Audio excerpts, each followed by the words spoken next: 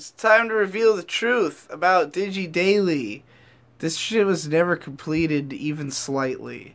Digi Daily was completed, like, what was done with it, rather, was done all in the course of, like, a couple of days, way the fuck back in November. I had the idea that if I started working then, I could get this, absurd number of podcasts done by the end of January just by recording them in my off time. But what I just didn't account for is, like, how quickly 2 hours adds up when you do a bunch of them in a row.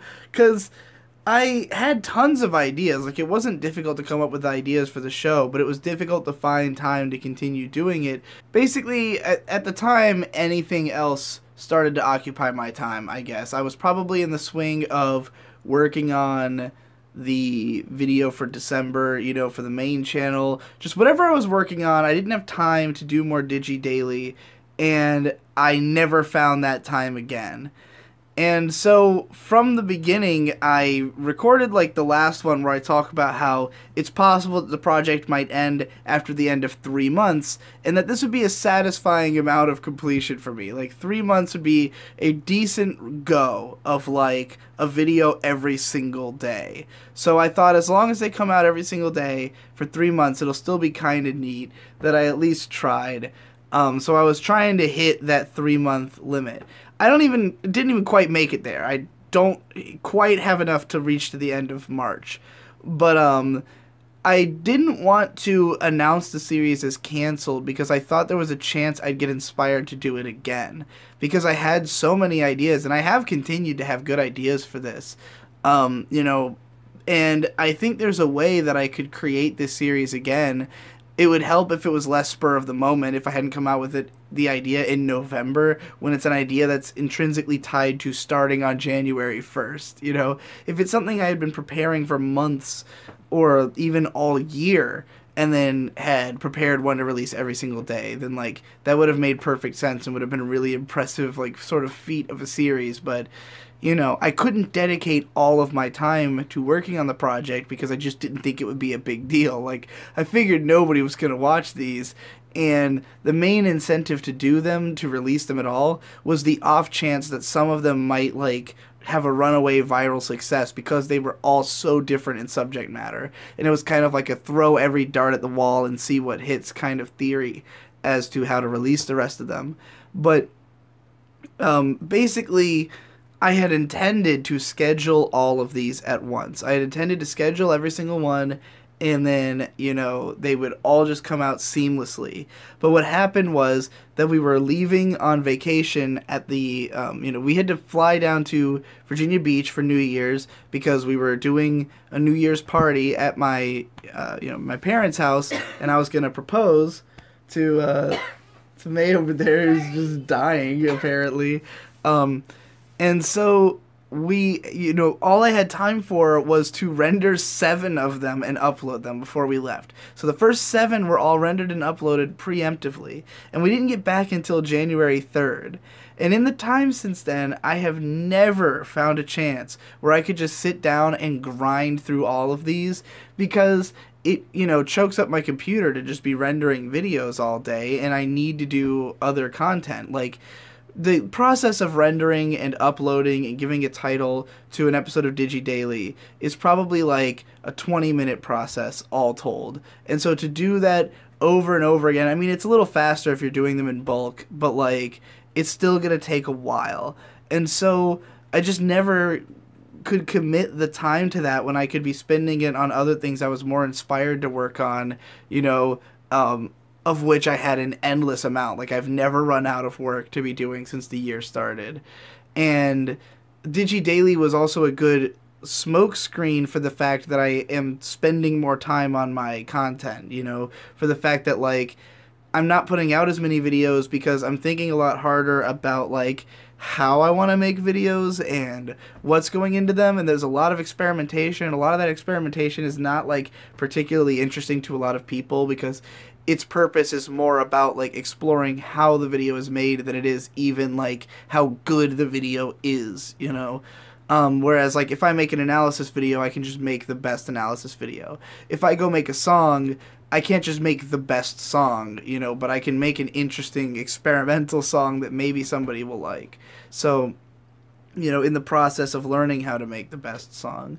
But um yeah, so that's why I haven't really continued working on Digi Daily, even though I kind of wanted to. I was hoping I could, you know, hoping against hope, maybe this will become something that interests me again. But I've just got so much going on. Like literally, I came up with enough projects by the end of January that they could last me the rest of the year. Like I could just work on the shit I came up with in January and be good, because there's just so much shit that I have ideas for, and I've launched into most of it like all at once, to the point that it's affecting everything else's schedule. So anything that's not interesting basically needs to get cut, cuz like I can't actually do the amount of work I've given myself. Like I can't do it at a rate that will make it so weekly content can come out on time if I'm working on too much other shit.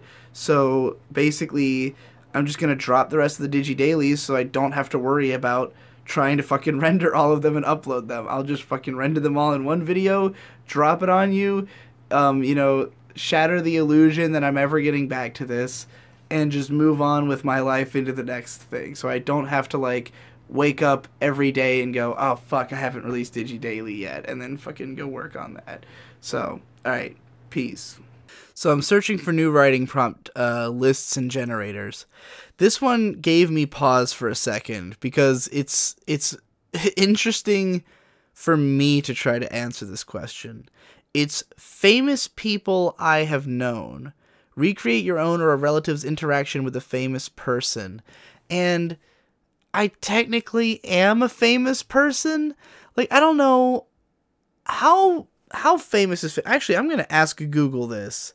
How many people have to know you for you to be famous?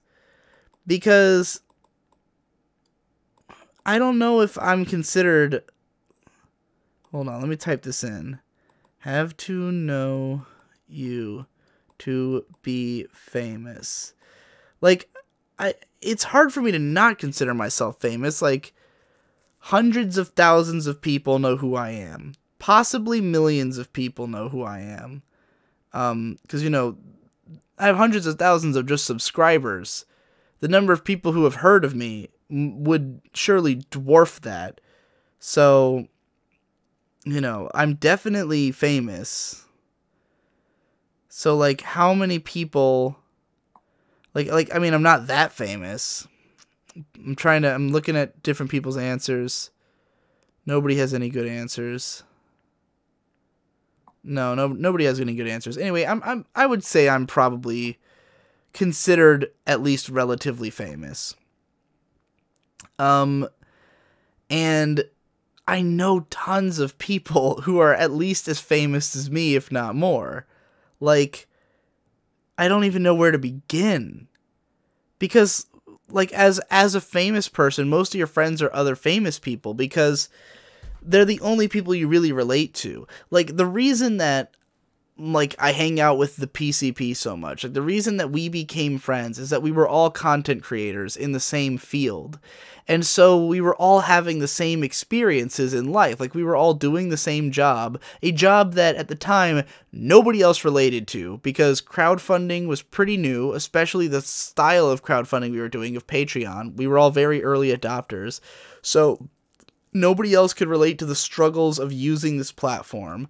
Nobody else could relate to the mindset we all had towards our art, which was completely different from other people in the community we were in. You know, like, these are the only people who I could have a conversation with about my job. And so, like, that was kind of how we became friends. Over time, I've made a lot more friends who are in the same position, so, you know, it's not as prominent and powerful, and I've gotten used to the job, so there's less I have to talk about. But, like, you know, as you become more famous, it becomes harder and harder to relate to people who are less, because not because you can't remember what it's like to not be famous. So there is some element of that for me. I've been famous for long enough now that, like, you know, I forget that other people aren't used to it. You know, that other people aren't used to being talked about all the time, or aren't used to being recognized in public. It's really funny when I go out with my friends who aren't famous, and they like see me getting recognized all the time, and they're like, oh my god, like I didn't realize exactly until I see it in front of me, and it's like, oh, you're famous, you know, like these people know who you are by sight, you know. That's fucking weird. But to other famous people, it's totally normal. This is why I was able to get along with Gigux so well at Crunchyroll Expo, because he is in this, like, he's definitely more famous than me, but he's in the same realm of fame of like hundreds of thousands, maybe a few million people know who you are, and you've got a lot of clout in this community, and he makes around the same amount of money I do, maybe a bit more. But like, you know, we are kind of similar in the place we're at in our careers. We've both been doing it for a long time, you know. So like, he and I could relate instantly on all these different levels of like what it's like to be in this position. So for me, famous people are way more relatable than normal people because I'm a famous person. So like, you know, if I named every person more famous than me and I've interacted with, like Anthony Fantano of the Needle Drop, I know, you know, relatively. Dick Masterson from the Dick Show, as well as Asterios Kokonos. I've met, you know, both of them, worked with them. I've worked with basically everybody in anime YouTube, you know, to at least some extent. I've worked with some people in the Brony community who went on to be bigger. I guess none of the people I knew in the Brony community got like super huge. Like none of them got bigger than me. Not really. I mean, everybody else in the PCP, none of them are, I don't know if any of them qualify as famous, but they're all known. You know, they're all known figures. Who's another famous person? I've talked to YMS. He's at least as famous as me. You know, like most of the people I've talked to are famous, you know. Like, I don't know how to summarize. Like, if I tried to tell you about my interactions with them, it's not going to be like a, whoa, this is what the famous guy was like. It's like, yeah, he's exactly what I expected a famous person to be like, you know. Now, but because I have this level of fame, I can approach touching, understanding what, like, crazy fame is like, you know, like, really millions of people know who you are, or, like, tens of millions of people. I can kind of grasp at it, but it is I think because I understand it better than most people, I also understand how fucking insane it is. Like, I can't even picture how much it would warp your mind to become that famous. Like, you literally wouldn't be able to talk to anybody not famous unless they worked in the industry. Like, it would be impossible to relate to most people, I think. This was a surprisingly evocative prompt. I'm going through these writing prompts on this the site tellingthetruths.blogspot, and most of them are not that interesting or are way too broad for me to cover on here. But this one struck me, called Water. It says, write about a body of water that knows you well, some place that you have frequented more than once, a lake, river, creek, pond, branch, ocean.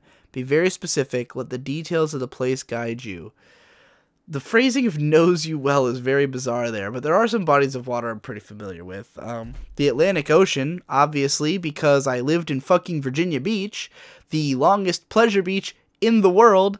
And aside from the fact that there is, like, proper Virginia Beach, which is, again, the longest pleasure beach, that one is just a tourist hell. And it is a shit beach. Like, it's a really large beach, and like there's a large amount of sand. There's a large distance between the shore and the ocean. You can fit a fuckload of people on this beach.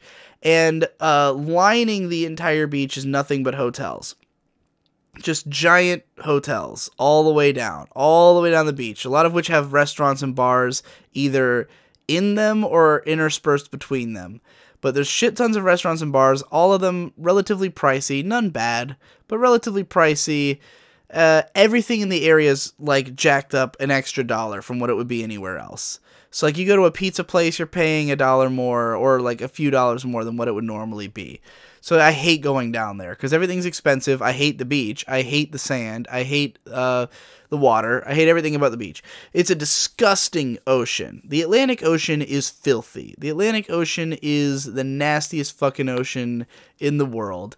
If you ever watch, like, you know, like any footage of like a Hawaiian beach or like some Caribbean beach where it's like clear water and it's like all blue and pretty and you can see the sand. That shit looks so unrealistic to me. Like, I know it is real, but like the water I'm used to is dark green that you cannot see through an inch of it to your feet if you're standing in it. Like, that's the Atlantic Ocean. It looks nasty. It is nasty. It tastes nasty, you know? There's way too many fucking people there. So yeah, the main beach of Virginia Beach sucks shit. And then there was Chicks Beach, which is the one that was, like, my house was much closer to. And that was more like a beach that just residential people went to. That one's lined with $1 million houses. And, yeah, it was, like, mostly locals to the city who went there. And we would go there usually at night, just to, like, chill out and fucking, you know, think about shit or hang out with our friends. So, me and Victor, I mean, when I say we... So yeah, I was much more frequently went to Chicks Beach, but never to play in the water. Like, I never went as a beach experience. Usually I went late at night, just to like stare out at the water for a little bit and like contemplate life. I almost never went there to actually like go in the water or sunbathe or whatever the hell you're supposed to do at the beach. I've never been a big fan of the beach. But there was a period when I was like 12 to 14 where my family did go to the beach a lot, because my dad is a big-time beach guy. Really, both my parents are pretty beachy. My mom's more the type to just, like, sit in the sand and, like, you know, like, just tan. She's not the hugest fan of the beach because she hates being in a swimsuit because she has, you know, body image issues. But, like, my dad loves the beach, loves to be shirtless, loves to be running around, throwing around a football, playing some fucking, playing volleyball, like, whatever he can get his hands on at the beach. Doesn't really go as much anymore, but he loves to run up and down the beach too. Nowadays he mostly like does running at the beach. But when we were kids, like for a little while, we would go to the beach like almost every weekend. And funnily enough, it was less when we lived at the ocean and more when we lived by the James River. Because when I lived in Newport News, that city's on the James, which is a fucking huge ass river that cuts through the southeastern part of Virginia. And there's a beach on it. And we would go to the James River Beach, which would often get infested with jellyfish. That was always a bad time, because I know Victor got really badly stung by jellyfish once. But mostly what I remember about the James River is that this was the era where I was like way into chili dogs. Like, I was just super obsessed with chili dogs. And like the main reason I would go to the beach, because I didn't really care about the beach itself. Like, I would just go there and dig a hole. Usually if we went, I would just dig the biggest hole I could. Like a 4.5 foot hole. And I'd just dig a big ass hole down in the sand. And try to make it as complicated as I could. You know, dig like tunnels and stuff. But like, mostly I'd dig a hole. Sometimes I might pass a football back and forth with my dad for a little bit or something. But like, you know, was not that into the beach. Or we'd go out into the water and just see how far we could walk. You know, me and Victor we'd go until it was up to our necks and then we'd come back or something like that, you know. But the main reason I would go to the beach is that there was a good chance we would get chili dogs. There's a chili dog vendor there. And I just was so into fucking chili cheese dogs. And, I don't know. I wish I still was. Like, I feel like I still get chili cheese dogs occasionally, and they're always disappointing. I don't know if it's just, like, that I've grown up and I know there are better tastes out there, or if it's that I'm going to the wrong places. But, like, I can't remember the last time I ate a chili cheese dog and was, like, impressed with it. So, yeah, it's a fond memory of my childhood, but it is a sad memory of my adulthood. And we're finally at the end of this episode. This was a particularly long-feeling episode of the 2-hour podcast because I came up with more ideas than ever, and they were all very short. And at the end of each of these, it feels like I've been talking forever, even if it's only been like 8 minutes. I think I might have got 12 this time. Fingers crossed I got 12 this time. That would be nice. But yeah, you know, we're on the third night of recording these. 3 nights in a row. So if you're listening to this in February, know that every single episode of this podcast that you've heard so far, all 40 or so days of this podcast, were recorded in the course of 3 nights in November. Just keep that in mind and look forward to the next one. Hey, it's time for another one of these 2-hour podcasts. Well, for me and for May, it's another one. Last one was a great success. Managed to get 14 topics out of one 2-hour podcast. So that was a pretty good turnover rate for videos. Much better than the previous ones. But it's been a few days since the last one I recorded. I've been busy. And by busy, I mean getting high with my girlfriend all the time. And, yeah, well, it's time to get back to it, because I got a few ideas. I've been coming up with lots of stuff to talk about on this show. I keep forgetting to fucking write any of it down, but, hopefully I'll remember all the topics that I wanted to talk about at some point. But one I want to bring up right now is I've been watching the H3 podcast, and man, it is fascinating, because H3 Productions are sort of like a bridge between, I think, the grassroots YouTuber and the business YouTuber, which are two very different worlds. When you're a YouTuber who's over a couple million subs and you getting millions of views on your videos, you are a business YouTuber. Those people are not doing the thing that the rest of us are doing. The thing that most YouTubers are doing is creating stuff because they feel like it. Most people who are on YouTube are doing it out of some sense of passion or a desire to be famous, or they just have ideas they got to get off their chest, they want to explore their creativity. Eventually it becomes something you do as sort of a business. And I mean, you can be a business YouTuber even on my level, but it's a whole different brand of business.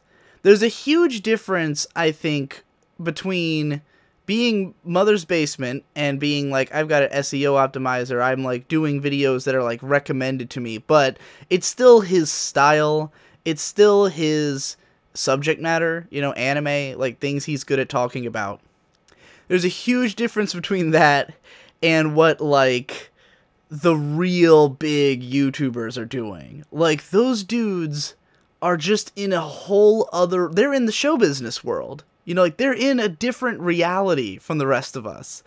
And it's only through the H3 podcast that I'm truly beginning to understand that reality. Because some of the guests they have on there are people with 10 million, 18 million. They have PewDiePie, so 36 million or however the fuck many he has. Like, subscribers. These are huge, huge, huge names in the YouTube community.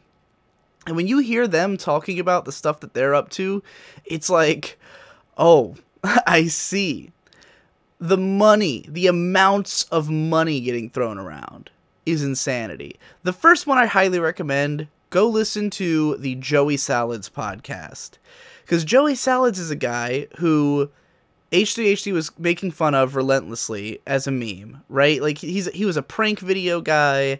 He's changed his content a few times over the years, but he's always just kind of chasing whatever's big on YouTube. He's a big, you know, follow the algorithm kind of guy. And they've busted him on how fake his videos are and all that shit, and he completely admits to all of it. This dude is incredibly real. That's what makes this a great podcast, because like other guys in his position won't admit to anything. This dude was very, very fucking forthright about how the business works and what he's doing in the business. And hearing him talk about how he's like, yeah, of course it's all fake. Like, do you know how much money we make? He was just like, yeah, I do it for the money. He's like, my videos aren't even good. I don't do it because I want to. I do it because I'm a fucking millionaire, you know? And, like, he's talking about the different ways that you can monetize this content, like how he's in a Facebook monetization program where the CPM, which is, I don't even know what that stands for. Jeff says those letters to me all the time, and I don't know what the fuck he means. I think it's like how much you make per ad view. I have no idea, but apparently the CPM's 10 times what it is on YouTube, which just means you make 10 times as much money. Is basically how I understand it. And he gets way more views on Facebook than YouTube. The amounts that he never said any like monetary amounts, but like knowing what I know about what I make, this dude's making probably millions of dollars every year. And that's fucking insanity. Just off of making prank videos and like garbage content that nobody cares about. And like, but it wasn't even, it's not comparable to the way that someone like me looks at their work. Like, I'm just doing what I feel like doing, you know. Even if I went at a video with the thought of like, I'm gonna make the most corporatized thing I can. What I mean by that is, like, I'm going to talk about a currently airing anime that everyone's talking about, and I'm going to write a actual review of it. You know, like, that to me is selling out. That to me is selling your soul. This is not that kind of selling out. This is a guy creating, you know, like, just staging fake prank videos because he can make millions of dollars doing it. You know, like, there's no sense of inspiration behind this. There's no sense of, like, it's just a whole different world. You know, like, the way he talks about it, this is a businessman. This is not a art creator. It's just a fucking businessman who's a genius. And it was really fascinating. And now I'm currently in the middle of, I paused it to record this, watching the interview with Jesse Wellens, who's one of the big vloggers. He's 10 million sub channel, and he had a channel called Prank vs. Prank, where it was him and his girlfriend were pranking each other, and they did it for like 6 years. It eventually destroyed their relationship, because they were doing daily vlogs, and it sort of overtook their life, and they quit. Now, Jesse's a little bit more of an artistic guy than fucking, than Joey Salads.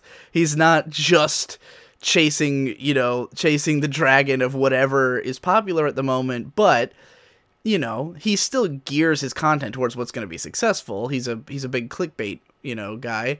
But he was talking about how, like, the different ways that, you know, trying to do daily vlogging, like, seeps into your life and starts taking over your life, and how you're not sure if you're doing something because you want to do it or if you're doing it for the vlog. He talked about how there were companies who wanted to sponsor him getting engaged to his wife, or getting engaged to his girlfriend. Like, when he was going to pop the question, I think they did get married, and they split up.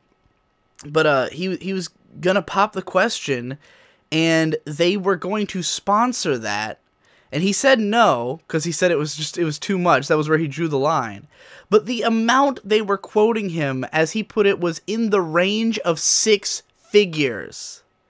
They were offering around $100,000 to sponsor the moment that this man asked his wife to marry him. That is fucking ludicrous.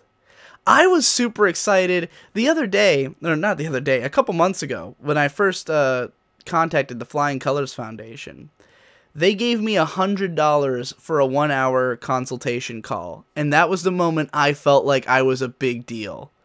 I got $100 for an hour of consultation, and I was like, I just made $100 in an hour. You know, like, I'm a big guy. You know, I'm kind of a big deal. You may have heard of me. You know, that was how I felt, making $100 in an hour. This man was offered $100,000 to have a sponsor appear in the video where he proposes to his wife, and he makes enough money that he could easily turn that down. Think about that. Because if you told me right now, I'll give you $100,000 for the moment you propose to your girlfriend, first of all, if I told her that happened, she would kill me if I didn't take it up. Like, are you fucking kidding me? $100,000? Like, when am I gonna see $100,000? At least that's how I think of it. You know, like, I don't think I'm gonna, even if I made 6 figures in a year, that would be a year of work. Like, I don't think there's many people who would turn that down.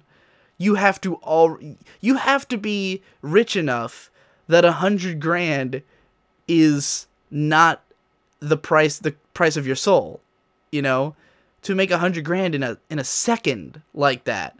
But he could turn it down. He could turn it down and say, that's where I draw the line. That's too cheap for my soul, good sir.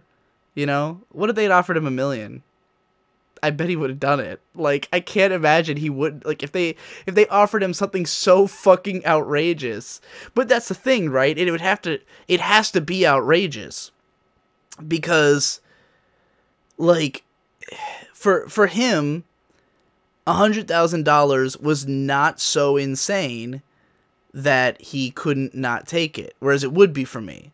So there must be some number for him that would be so insane, you know, but like, that's the difference between a famous person getting engaged and a not famous person, is $100,000 worth of sponsorship. Oh, it's just, God. All right, I'm going to break this into another topic and keep going on about it. So I was talking yesterday about how I can't, you know, the incredible amount of difference between being a truly famous YouTuber and being just a guy like me. You know, I'm a guy who I can be construed as famous by some people. I have a lot of clout, a lot of recognition, but it's not anything remotely close to the level of someone who can get paid $100,000 in endorsement deals for the moment they propose to their wife. Not even remotely close for me. And it really, watching these videos really made me think about the fact that I'm not a YouTuber. I'm really not. Like, I'm not, okay, I am, but, like, I'm not ever going to be one of those people. Like, that is so the opposite of my mindset. I talked about this in the last episode, that for me, selling out means, like, talking about a current show. Like, I can't even picture the level of selling out that is what these people have to do. You know, like, the level of selling out that is, I won't say nigger in a video, you know? Like, because it's funny. Someone like PewDiePie can get so much shit for that, and he literally issues an apology statement. And the essence of his apology is basically like, I realize I shouldn't do that publicly, you know, because obviously he knows, as anyone does, that who fucking cares, you know, like, it's a load of horse shit, but, like, you can't say it. Or else, like, not if you're going to be that famous. You just can't do it because you're that famous. It has nothing to do with responsibility. That's a load of shit. It has to do with advertising. You know, like, you can't advertise on that. That's what he's apologizing for. He's really apologizing that he fucked up advertising for everybody. You know? That's the real sin that he committed there. I don't give a shit. You know, I don't... If you tell me, stop saying this word and we'll pay you twice as much, I'll say, what's that money worth? Like, why do I need that much money?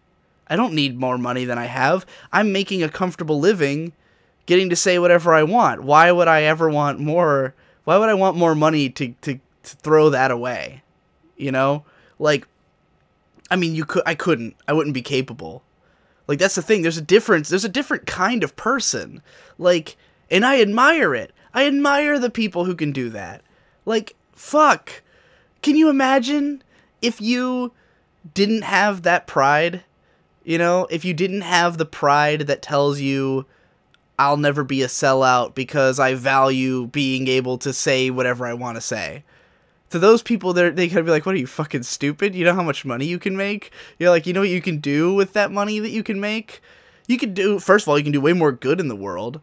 Like, you can, if you want to be a charity case about it, like, you can never claim moral superiority over not wanting to, like, not selling out. Because selling out and getting somewhere will mean you can do more good. Like, that's just a fact. So there's no moral superiority here. Those people are better than me. You know, they are greater. I'm sure Jesse Wellens seems like a really great guy. Probably gives lots of money. Probably helps out lots of people. You know, has probably helped people deal with their lives on a grand scale. Great man, I'm sure. But he can't say nigga. You know, he can't say it. He can't say it because he's white, and he would get in trouble. You know, he'd lose advertising. But I can say it all I want because I don't rely on advertising. I rely on fans. And so far, my fans don't care if I say that word. You know? If all of my patrons decided that they were offended by me saying it and they all unsubscribed, I'd be in a bit of a bind. But it seems so far that I have enough people who don't care if I say that word and want to fund me that I can live an entire life off of that. And that's all I need. Because I'm not trying to be a huge empire, you know? Like, I would like to make 6 figures. That'd be cool.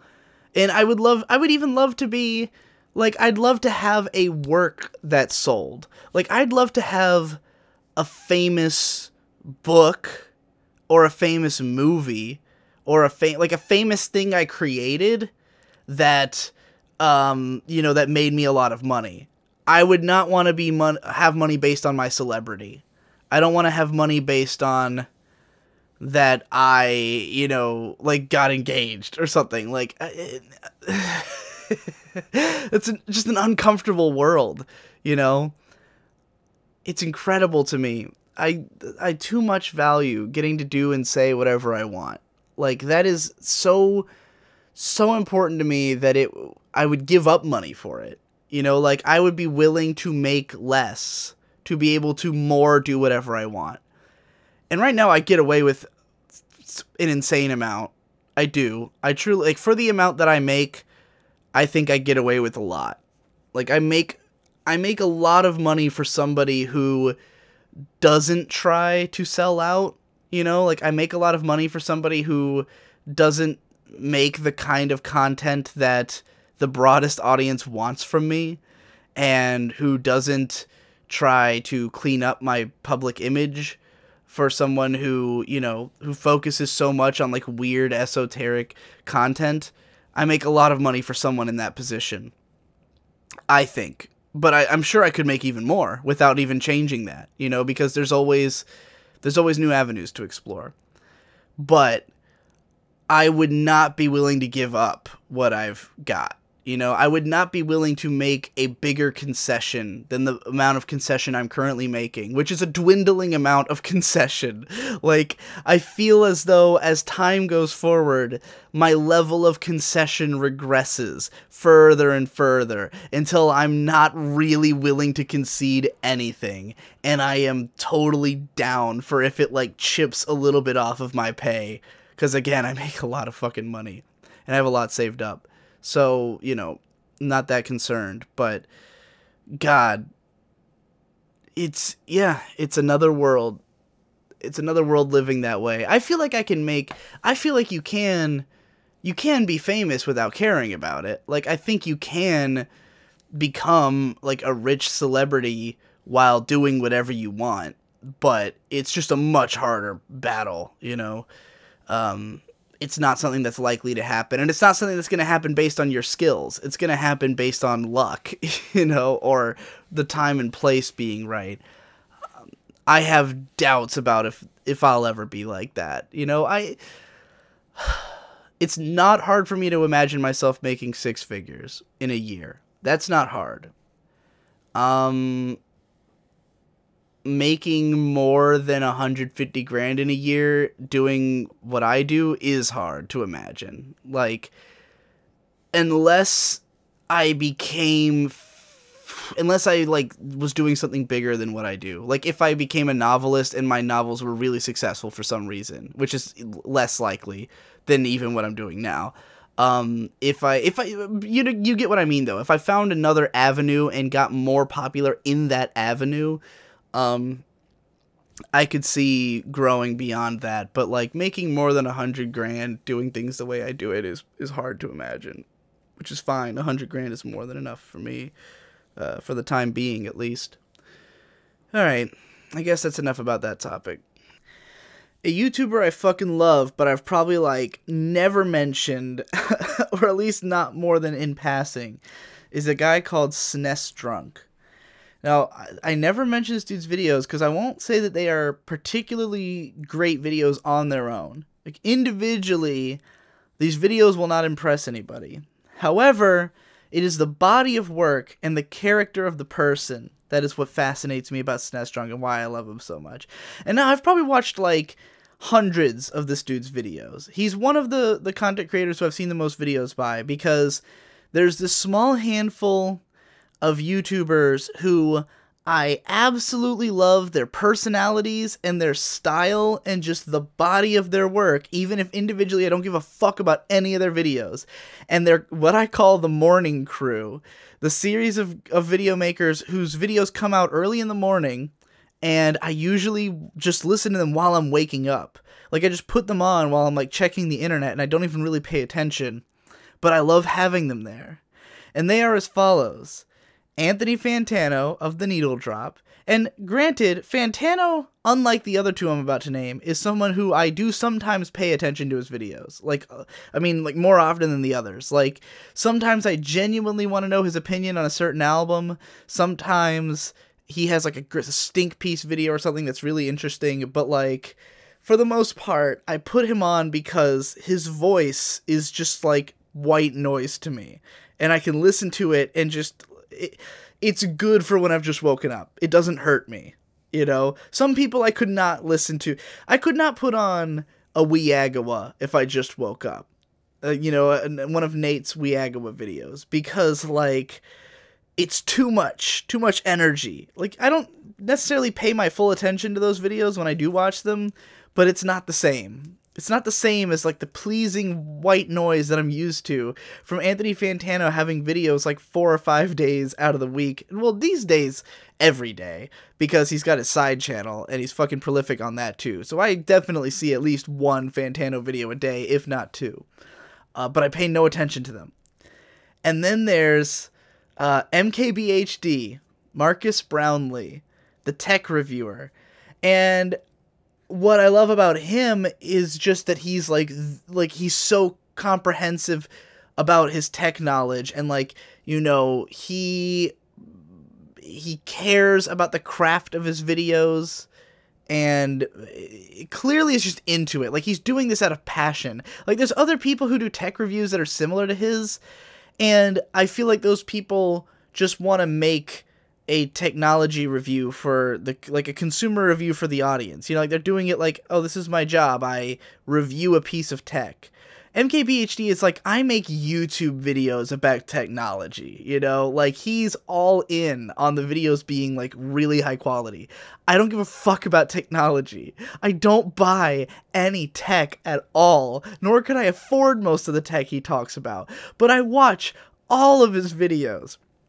So then you've got SNES Drunk, and he's the last in my trifecta of morning guys. And he is, first of all, one of my favorite names on YouTube, and his intros of every video where he just goes, SNES Drunk. And it would be so easy to have a sound bite of him going, SNES Drunk, that he could put at the start of every video. But he doesn't do that. Every single time he says it a new way, and he the voice is modified. It's like a three layers of him saying SNES Drunk at like slightly different pitches or something like that.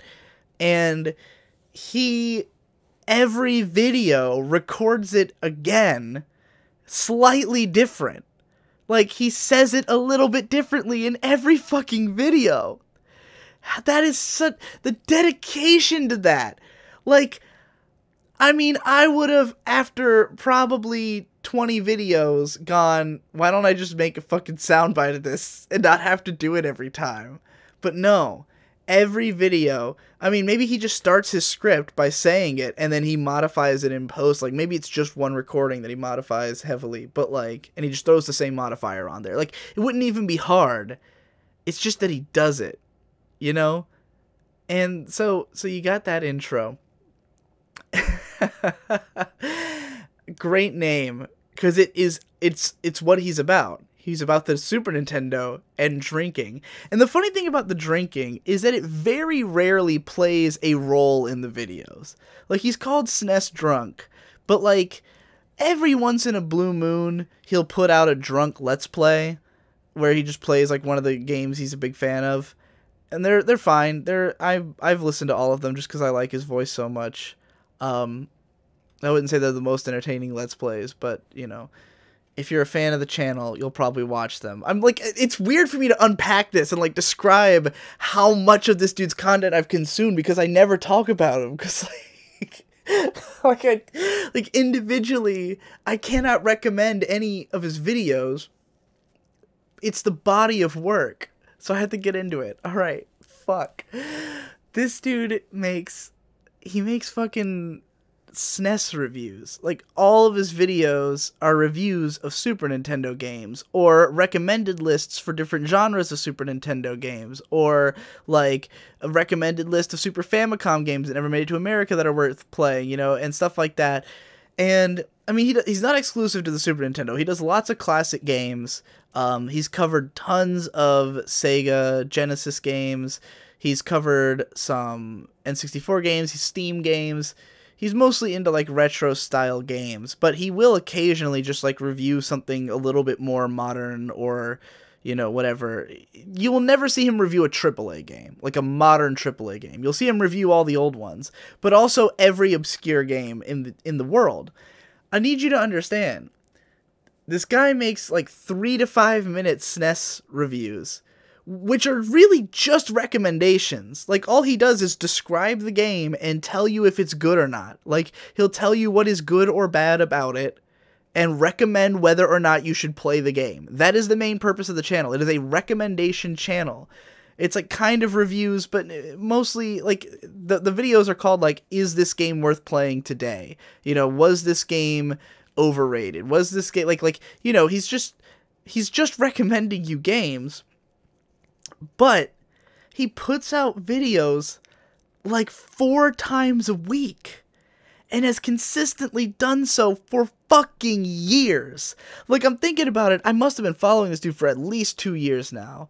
Like, at minimum, I've been following him for 2 years. So I've seen hundreds of his videos. Hundreds. I can tell you his opinions on lots of games, too. There's lots of shit he brings up all the time.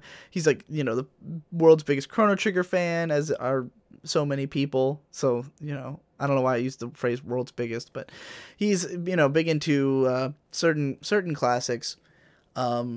He's got a few controversial or spicy opinions here and there, but the man is insanely knowledgeable. Because think about how many fucking games he's played. Think about how many fucking games you have to be playing to put out 4 fucking game reviews every week for years, centered mostly on one console. Like, most of his videos are SNES reviews, or like he'll talk about a lot of the same games, but like in a slightly different context, you know. And he'll like always say, "Yo, I talked about this in a review before," you know.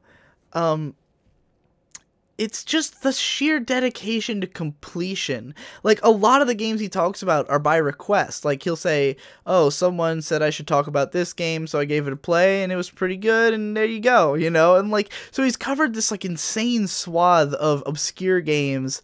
Most of it's, like, shit you might know if you're a big Hardcore Gaming 101 fan, like I am, where I have this I have more knowledge of obscure games than I do of fucking regular games, not because I've played more of them, but just because I read Hardcore Gaming 101 and get like really interested in that shit.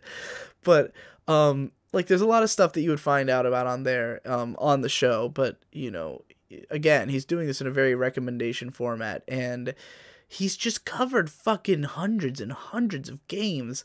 He's got to have covered most of the Super Nintendo, like, library, right? Like, there's less than 2,000 games for that console, I'm sure. Oh, I don't know. How many?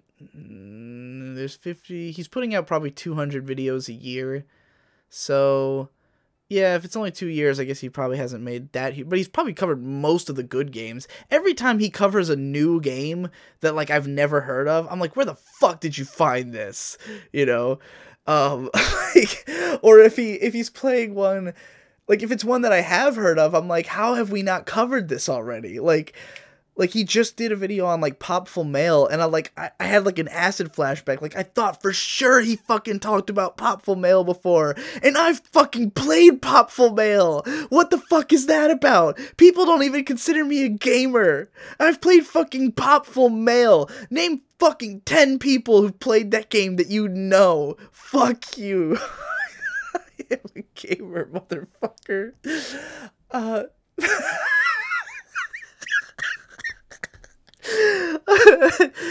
Oh my god. So he did a video on fucking Popful Mail.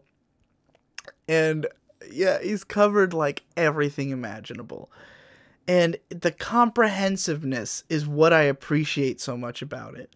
Like, I know if there's a fucking Super Nintendo game and I want to know something about it, I can type SNES drunk and then the name of the game. You know, like, let's say I'm just, like, scrolling through internet, and I see, like, I'm looking at, like, SNES ROMs or something, and I'm like, what the fuck is this game? I can go to SNES Drunk and see if he's got a video about it. I've never actually done this, but, like, just knowing I could is what's so beautiful about it. You know, I can literally type into YouTube the phrase, like, is Super Metroid worth playing today? And, like, there's gonna be a video. You know, if it's any Super Nintendo game that's like that anyone has ever heard of. That's fucking incredible. That's fucking genius. It's so cool.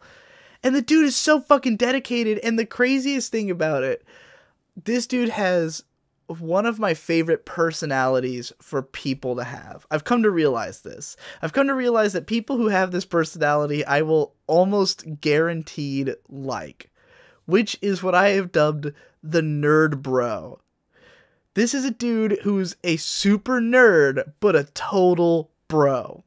What I mean by bro is like husky voice, bearded, like clearly been to college at least guy, but who like is obviously way into drinking and smoking weed and like parties and, you know, has human interactions in a way that a turbo nerd doesn't usually, you know, like the kind of nerds that I came up around on the internet is more the autism nerds. The like, I have cataloged every 4chan thread that came out this month kind of nerd. Like, and I did not go to any parties. And, you know, I might be a drinker, but not a social one, you know?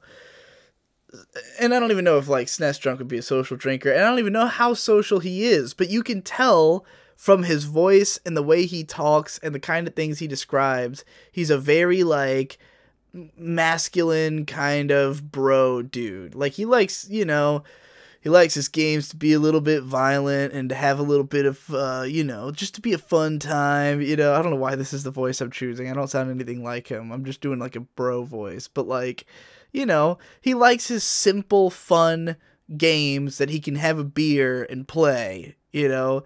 And like, you know, he drinks fucking Jameson. Like, it's that kind of dude.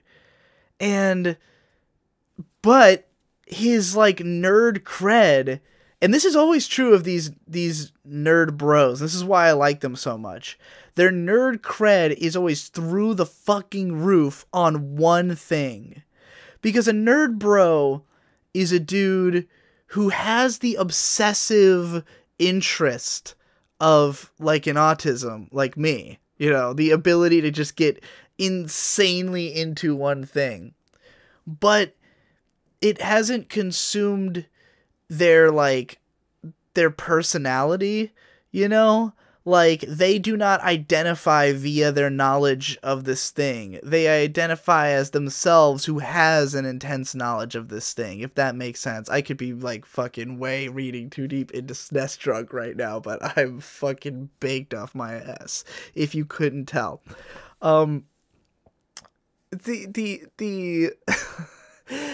The nerd bro is like my favorite dude, because these are guys who you can just chill and drink with and then also talk nerd shit. I first met this type of person really with MK Balefire, who was a former co-host of the Pub Crawl, my podcast that I do with my friend Cider, and he was the epitome of a nerd, bro. He was like, you know, husky voiced, bearded dude who's like, yeah, drink a handle of vodka every show. His nerd thing was alcohol, by the way. I mean, he was into nerd hobbies. We knew him from the fucking brony community, you know, but like, he just never came off as a nerdy guy. He always came off as like a cool, fun party bro who just is also like way fucking nerdy, you know? And another dude who comes off a little bit like that to me, although I don't know how much of it is just him being Latino, is Gunts, one of my fans who co-hosts the Digi Boys podcast, where they comment on my content. And he just comes off to me as like this is a dude who's like a big like drug experimenter and stuff like that, you know, obviously kind of a party guy, but then also he has watched more anime in the last year than most people have ever seen. The dude marathons a show like every fucking day. He's like the nerdest dude ever. And that's why it's that dichotomy that I love so much. I wish I wasn't. That's what it is. I really just wish I was a nerd, bro. Because you know, they just seem they seem deep to me in a way. You know, like if they got problems, they're deep problems, man. And if they got good times, they really feel those good times. These are dudes who know how to have a good time, you know. And that's SNES Drunk. He's a dude who knows how to have a good time. And he just kind of makes the most casual fucking reviews of these games where he's just like, yeah, you know, I thought it was pretty good. This thing bothered me, but if you're into that, then that's okay, man. Like, there's no air of egotism to his videos at all. But he knows the fucking SNES library better than any other human being on planet Earth. And he's like a hardcore experimenter with games where he knows all the ROM hacks, he knows all the different translations, like, he'll tell you how good the translation of a JRPG ROM is. You know, that's fucking intensely fucking nerdy.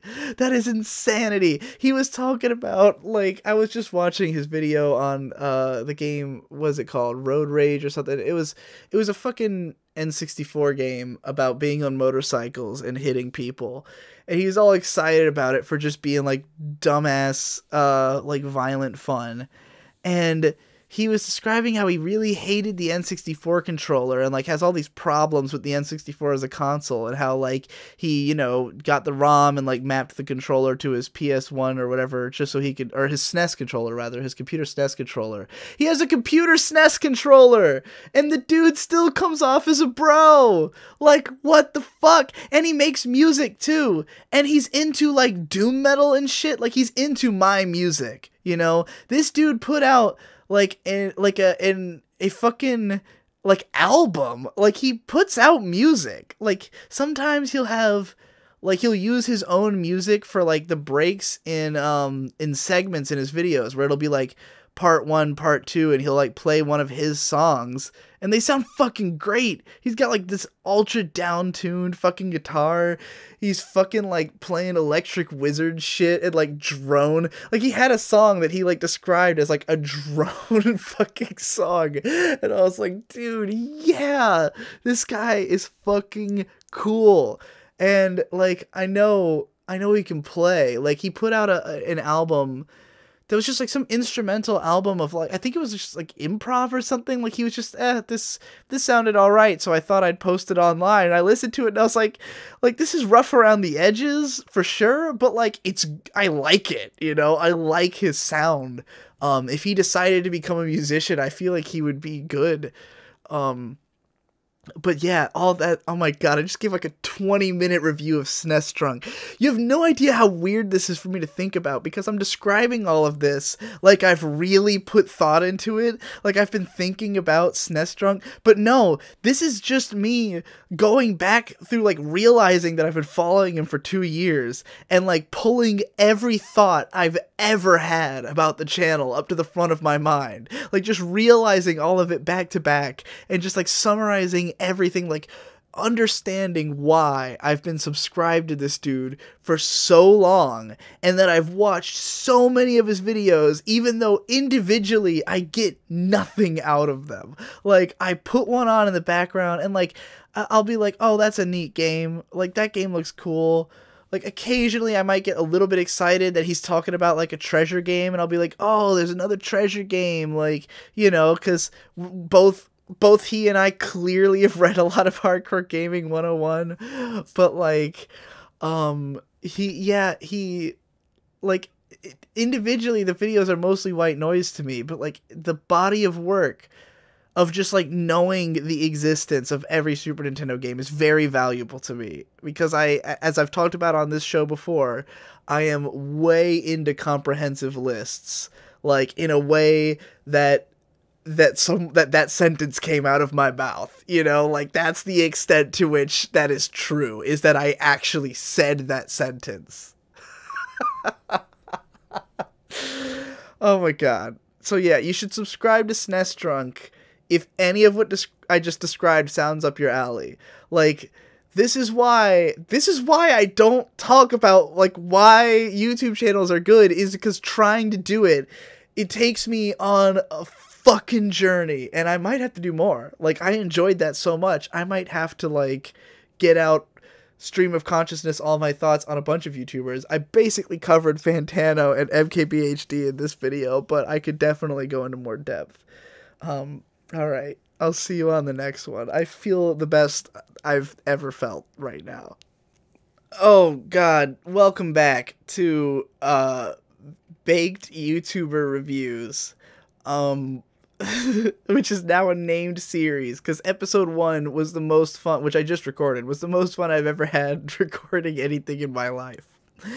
And now I'm going to get into, you know, I was trying to think of who to cover for episode 2, and, like, most YouTube channels I have a contentious relationship with.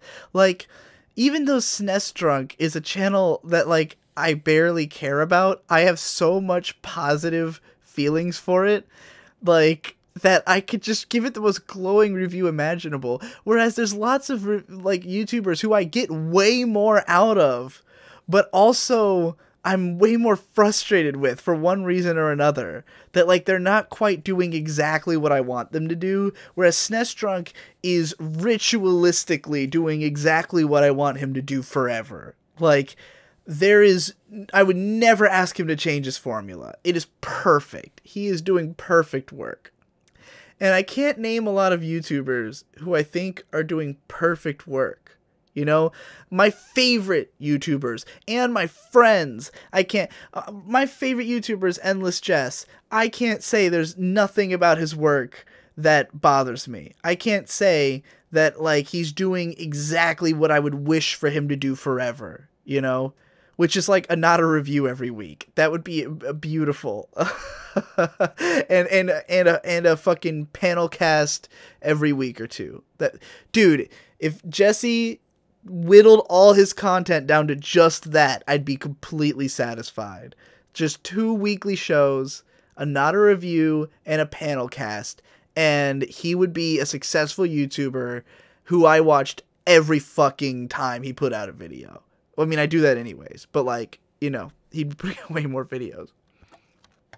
And blue glows on the side. He can also do blue glows. Those 3. That's all I need from Endless Jess. Then you've got Best Guy Ever. You know, one of my best friends, one of my favorite YouTubers right now. But, like, you know, I can't say there's nothing wrong. Like, Weagawa could be tightened up a little.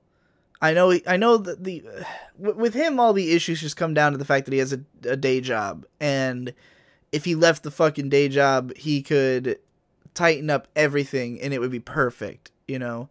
And he's very much a formula-driven guy, I think. Like, he's good with that, so I think he will eventually be an amazing formula YouTuber, which is the best kind of YouTuber. Like, that's the kind of YouTuber you want to be, and that I completely fail at being. Although, there's this thing happening right now, so that's a thing that's happening at this very second.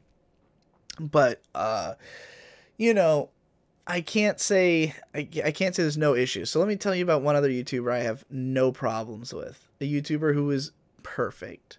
And that is GMC Faux Show. You may have first heard of him from his viral video, I'm the Best, which is just a very simplistic rap song that goes like, I'm the best, I'm the best, I'm the best. And it's fucking hilarious. It's just like this, it's ultra low effort, but that's the joke. And it's low effort, but with like really fucking funny lines, you know? Like, I'm the Best is like an acapella beat, and this dude like barely enunciating like these incredibly cheesy fucking raps.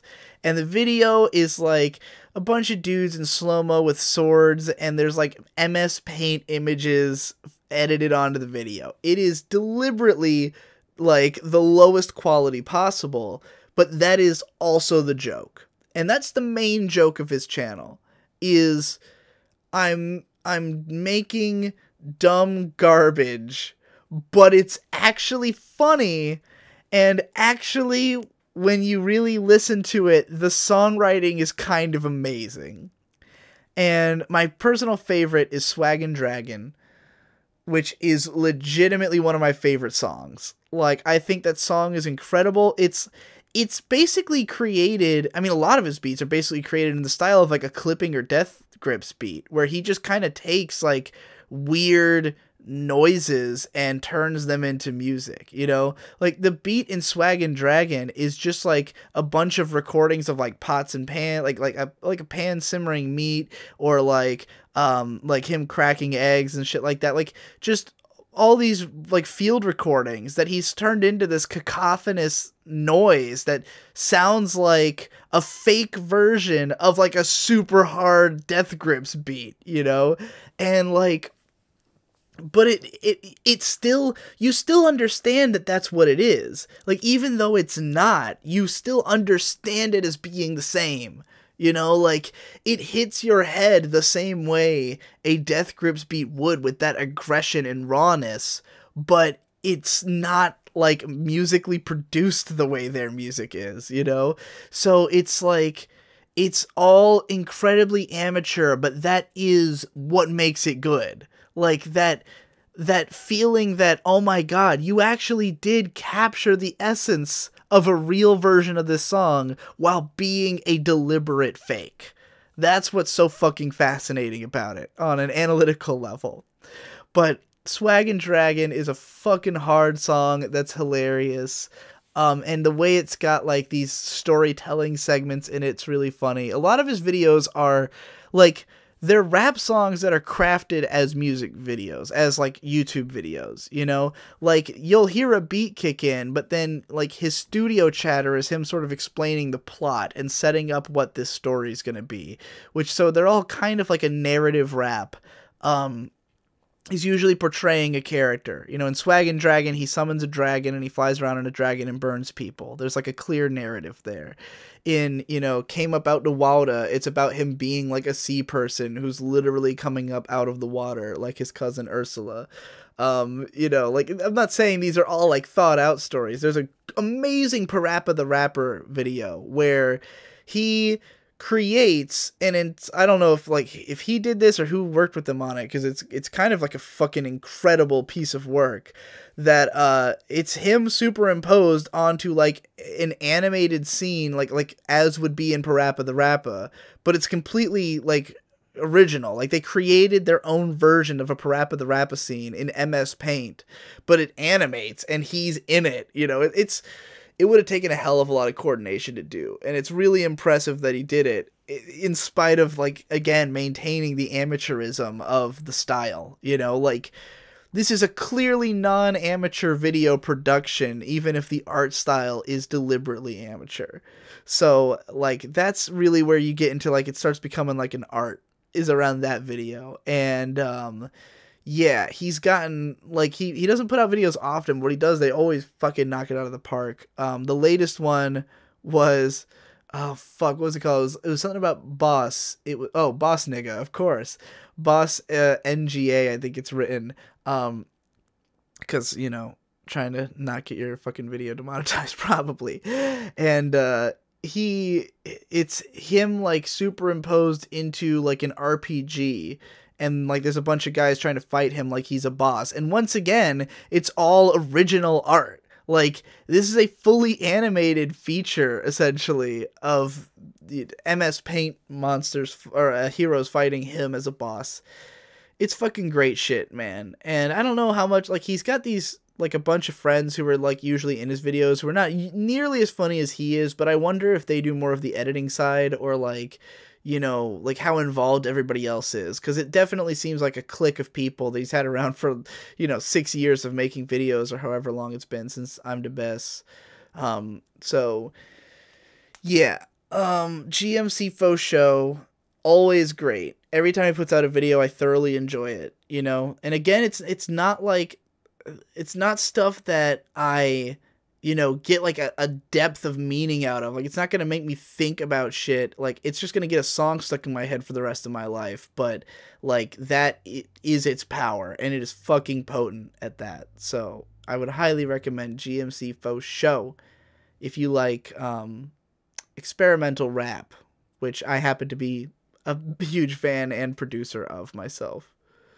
This episode's been recorded particularly piecemeal across multiple days. I've just been having ideas here and there, time here and there. You know, these are pretty time-consuming podcasts to record, but I want to get them all done before any come out. It's very important to me that this whole series be done before January. And the reason for that is simply that, in my experience, a project is most interesting before anybody's seen it. A project is most easy for me to keep up with when it's just a great idea I've got, and I'm excited about it. And, you know, once it's kind of out there, it's like it's over. You know, like, once people have seen it, then it's already at the stage where, like, I've gotten, you know, like, everybody knows it's happening now, you know, like, it's now fulfilled as an idea. It's sort of similar to how I try not to talk about my projects until they come out, because as soon as I announce something, I get the same gratification as though I'd done it. This is a scientific thing that I'm sure I've talked about before, and other people have as well. But, you know, when you talk about doing something, it gives you much the same effect as having done it.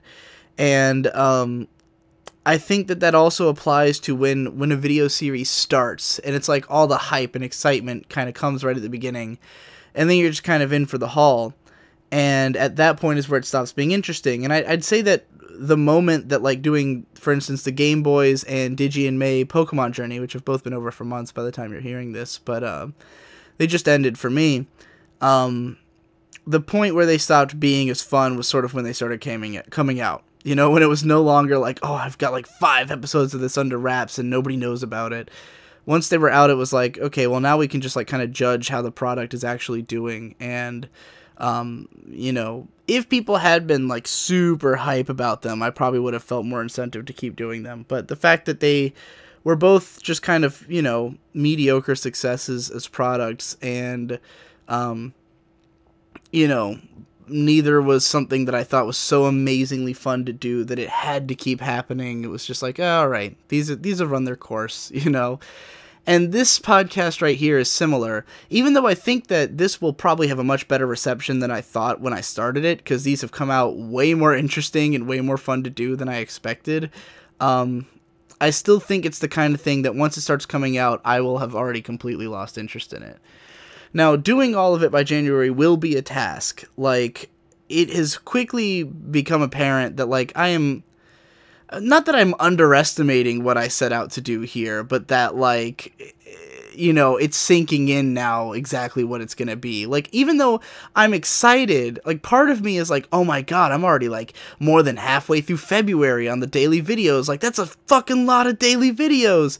But then, like, I remember that there are 6 times that many days. You know, there's, like, if I was at the end of February, there'd be 6 times that many days total to do. And, you know, being 1/6 of the way through this and seeing how much time it's already taken is perhaps not the most enthusiastic thing, you know, especially when now I'm like having to come up with more ideas and shit like that. But hopefully I can get them all done by then. And, you know, because I really want this to not be something that I'm thinking about for a long time. Like, part of the purpose of this is that it all happens at once, and you guys keep getting content every day, but I am doing something else, you know? I don't want this to be something I'm working on in 2018. I want this to just be the background of 2018, you know? I want this to be something that, while I'm off doing whatever the fuck I'm gonna be doing by that time, and I'm moving further and further towards, like, trying to make my projects bigger and trying to, you know, I think the way I've been doing the human content machine thing, it's taking up too much time. And I had said when I started the human content machine thing, I was like, oh, this won't distract from main channel videos. And it hasn't distracted from main channel videos, but it has distracted from being able to go beyond them, you know? Like, yeah, I did an epic 80-minute main channel analysis, and I'm going to do that every month. But it was only as November went on, and I went, okay, I can do one big video a month, but then I also have to do 100 of these small ones. And then I was like, but what if I could do 2 big videos a month? Like, what if all of my projects had a little bit more effort put into them? And that was when I went, okay, we got to scale back the constant shit, you know? But I always had it in my mind that I could do enough of those that they would be way ahead of schedule and they wouldn't be in the way. But because I created so many, and so many of them were like middle effort, where like, yeah, they take a couple of hours out of the day, you know, it's like, it's not working out as well as I would like. So if it's just guaranteed every day for all of 2018, it's like there never has to be a human content machine effort again. The whole year is taken care of on the human content machine front, because there's a video every fucking day. And everything else can just be big videos. You know, like nothing. This will be hopefully the only like super small form shit that comes out in 2018, except for maybe like Manga Mondays and like the pub crawl, you know, like, and everything else will hopefully be more produced. And that's kind of the direction I want to go in and what I think people want me to go in. But in order to make it happen, the next 2 months, like the next 2 months for me, November, the rest of November, all of December, probably even the early part of January is going to be a period where everyone's going to think I've gone stagnant. Everyone's going to think Digibro's not doing anything. Digibro's, like, you know, taking a break to get high with his girlfriend, because, like, the fruits of what this is all setting up for will not be evident at first. And it's my frustration with people not understanding what I'm working on that is why I cannot keep reading comments, and I need to escape it, because the reality is I can't make excuses for it all, because the work will eventually show for itself. You know, it's just a matter of the waiting game. I'm patient. My fans aren't.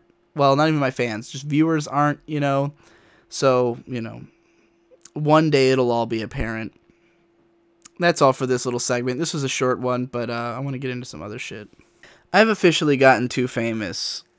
I've gotten too famous for my own good, and hopefully by the time this video has come out, I'll have taken a lot of steps to prevent the negative effects that that's had on my life. But I'm at a point, and I realize, like, why when rappers and stuff become famous, or musicians become famous and stuff, like, so much of their content becomes about haters.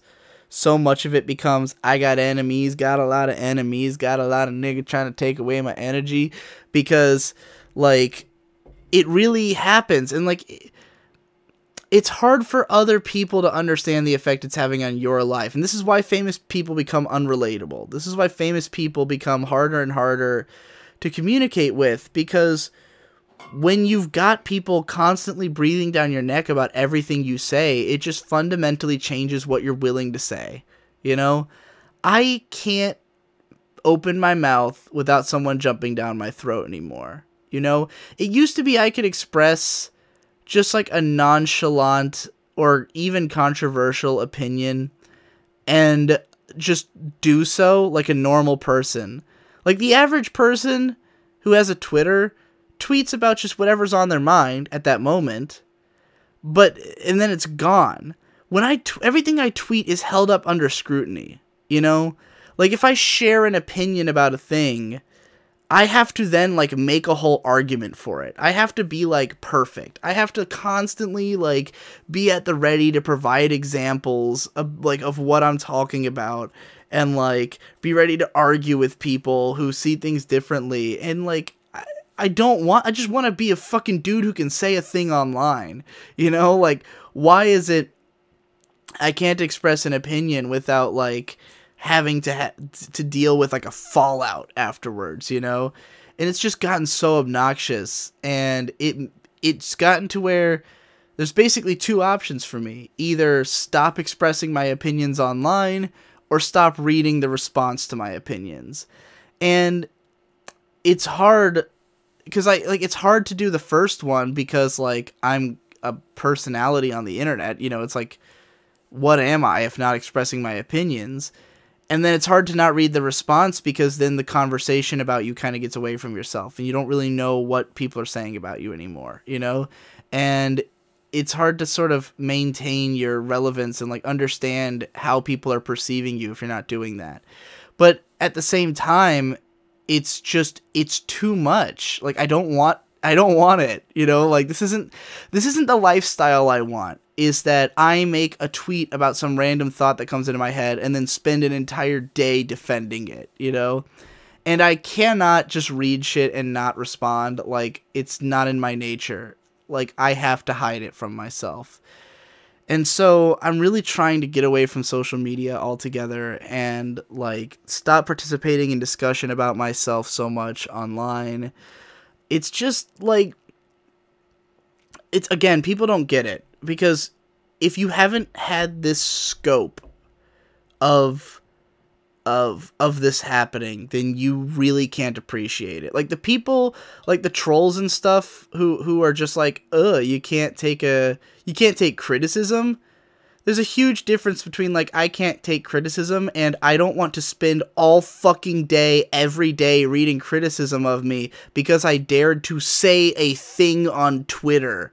You know, that doesn't matter to me at all. Like, I don't even care about almost anything that comes out of my mouth, you know, and yet it's all under scrutiny. Like, shit that to me shouldn't mean anything to anybody, but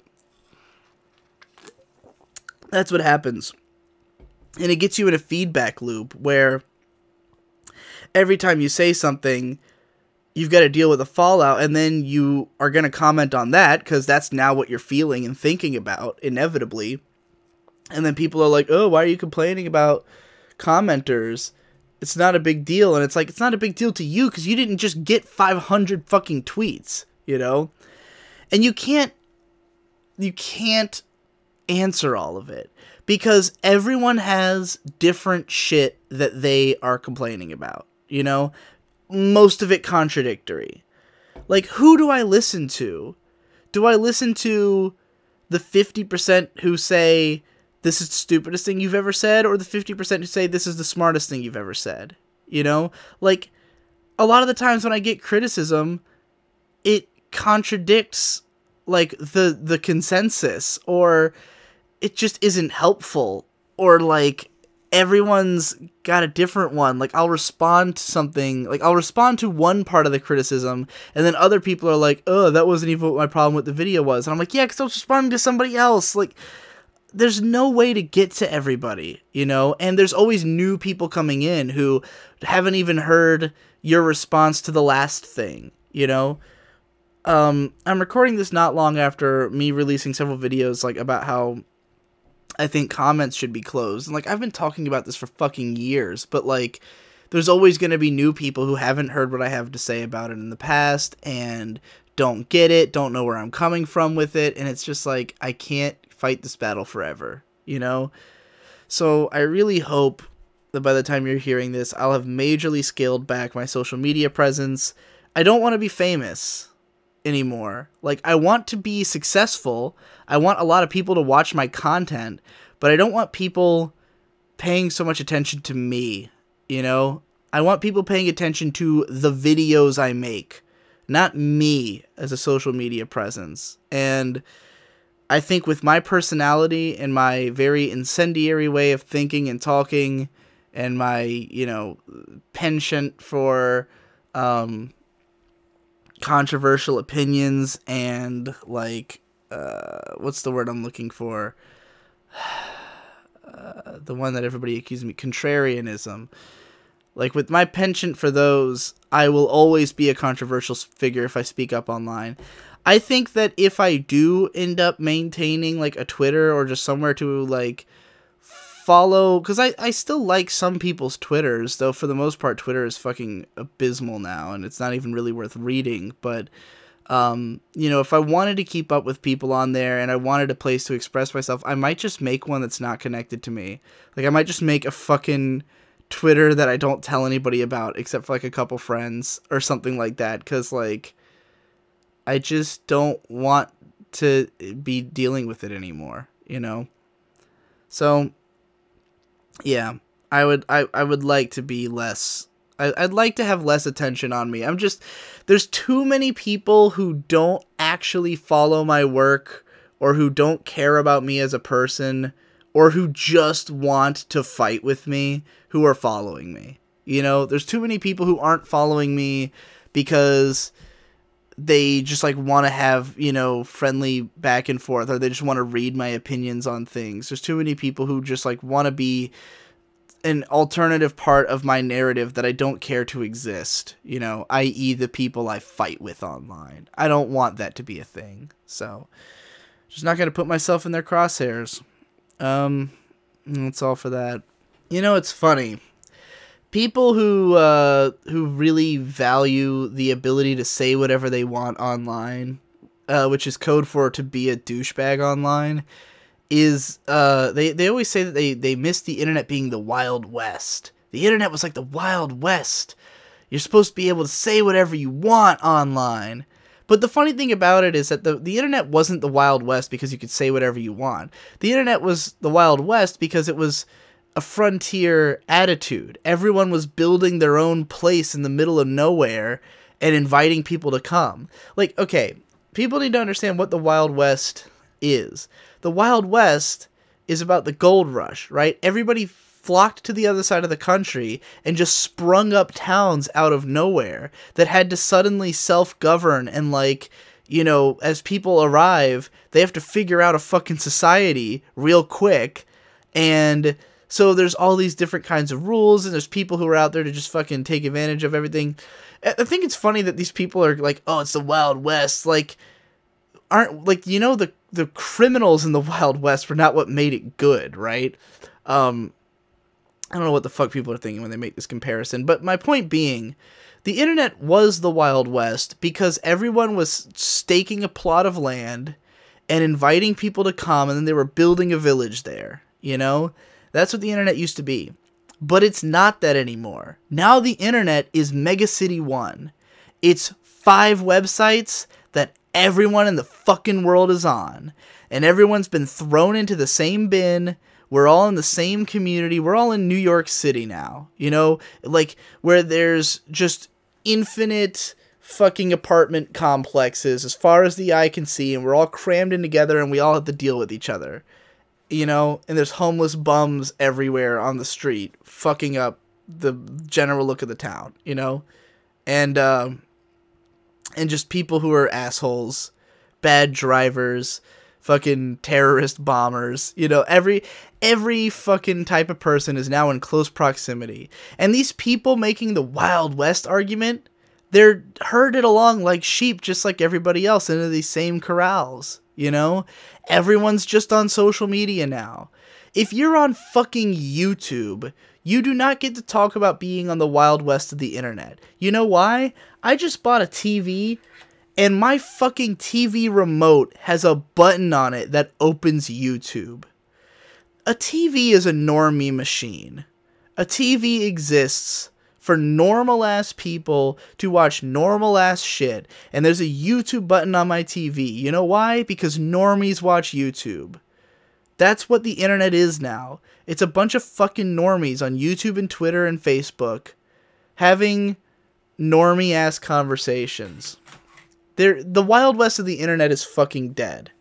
You know, and like, sure, there's still 4chan, and there's still a few other places you can go, but like, we've all been corralled into the same shit. Who's going out there staking their claim? You know, who's going out there forging new paths and new communities? Everyone's just moving towards the social media shit.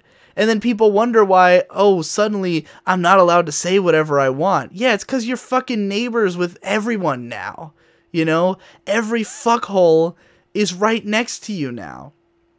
Of course you can't just be a total dick, because it's not your community anymore. You have chosen to be a part of a global community of fucking normies by being on YouTube and being on Twitter and being on Facebook and whatever other social media that you happen to use, you know? And now the only place where people are making, like, smaller communities is Discord, and it's just a bunch of fucking circle jerks. Like, that's, every Discord is a circle jerk. So, like, there's nothing new. There's nothing new being made on the internet. There's no new frontiers. It is not the fucking Wild West anymore, and I really wish it was. And so, one of the things I'm planning to do, because I want to get away from social media, partly because of the reasons I talked about in the last episode, you know, getting too famous, just being sick of the way people react to me, but also because it's fucking boring.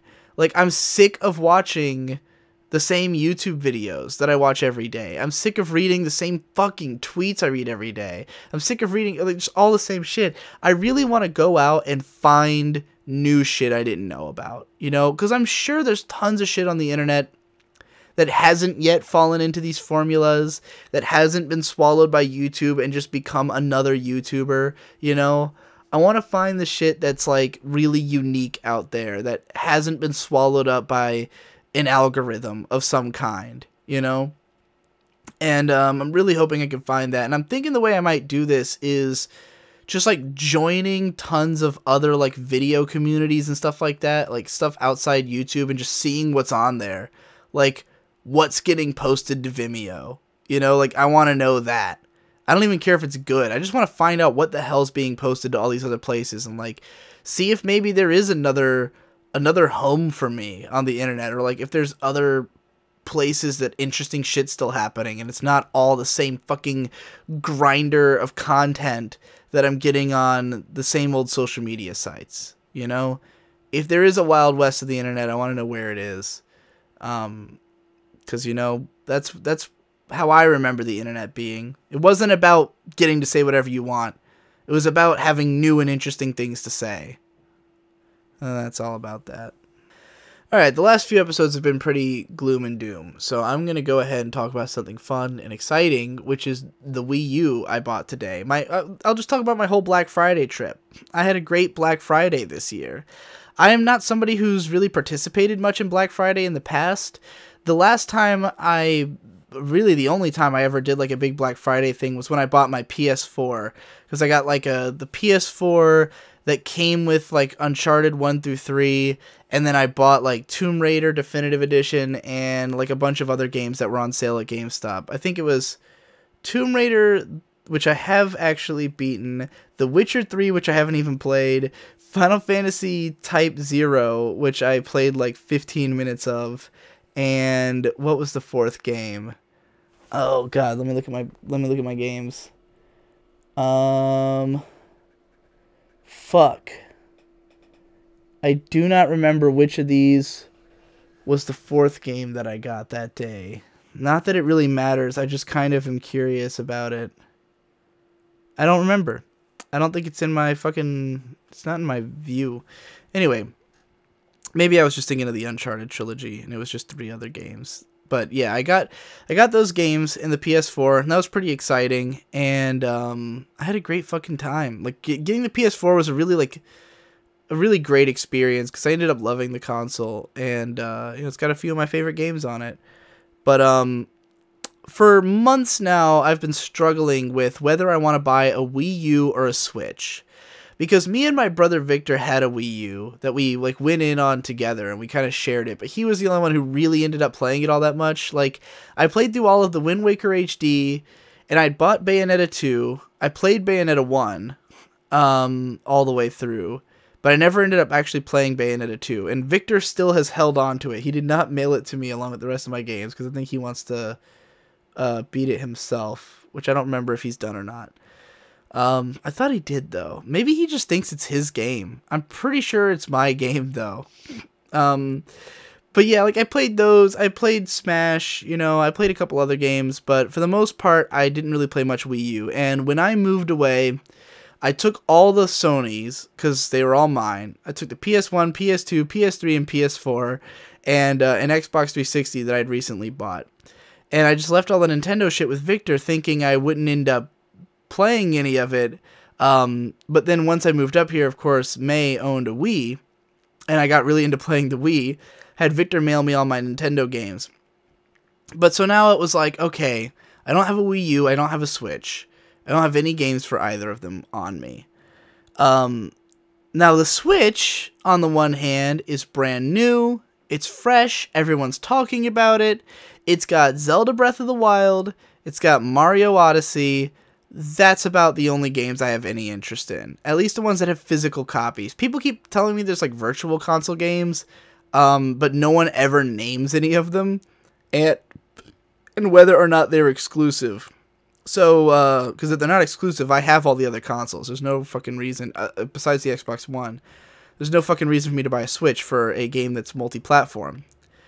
But, you know, people are memeing all the time on me about how I need to get a Switch. My brother Victor loves it, Best Guy Ever loves it, but they both have very different tastes in games from me, so I was like, I don't know. Now, the Wii U, on the other hand, also has a big problem. One, it has not dropped in price enough. Two, none of the games have dropped in price enough. And that's why I hadn't bought it. And even the Wii U did not have that many games I wanted to play. Like, it only has like 5 games that I super want to play, and maybe like 15 that I have any interest in whatsoever. It was not a super interesting like console library of games. I love the console. I love the controller particularly. Okay, I hate the console because it has fucking constant updates, but I love the controller. I like the idea of it, you know. I loved playing Wind Waker, but I just wasn't sure it was worth it, you know, buying it. So I was kind of weighing between these two. Like, I got to get one or the other, but which one? So Black Friday rolls around. Now, all I had intended to do today was to go out and buy a TV, because what I've had in my office is I have my computer monitor, which is 1080p. It's fine. Nothing really wrong with it. And then I had this shitty 720p Pro Scan that I'd gotten for free from my friend Josh, who used to work at Best Buy, and he just kind of gave it to me one day. I don't know why that's the only TV I took with me when I left my house, because we had a ton, but that's the one I took. It was a little, like, it had some dings on it, you know, it had some, like, obnoxious stuff. It's only 720, and it has no remote, so I had to, like, manually, you know, change inputs all the time. It's just kind of a pain in the ass. So I was like, I'll buy a fucking 1080p nice TV today. Now, my girlfriend works at Target, so I was like, you know, they got all kinds of TV deals. I was like, I'll buy a TV from Target. So I did that early, around 10:30. I go up to Target, end up buying this fucking glorious 40-inch 1080p smart TV from Element for $180. It was by far the best deal, not only the best deal in the store in terms of like being exactly what I want at just the right price. You know, like they had other deals that are like, oh, here's a $1,000 TV that's only $600, and it's like, yeah, I don't want to pay $600 for a TV. You know, like, that's just out. I had no interest in 4K. I had no interest in, like, you know, anything above 40 inches. This TV's already fucking massive, this one I bought. Like, it's insanely huge to be in my fucking office, but it really feels like a home theater experience now. I love it. I made the perfect choice, and for the perfect price. I'm really happy with it. So I bought this TV, and then I was like, man, I want to know what all the Black Friday deals are. Like, I want to hang... Well, it was because May had said to me, I'm going to take lunch at 2, so if you want, we can go out to lunch. And it was like, God, what time was it? Probably like 10:30, 11, and I was like, maybe I'll just hang around in town, like in this part of town, until she's ready, and then we can go to lunch. So I spend like hours scouring Black Friday deals. I go to the mall's fucking packed. Go to GameStop. GameStop has a buy two, get the third free on used items.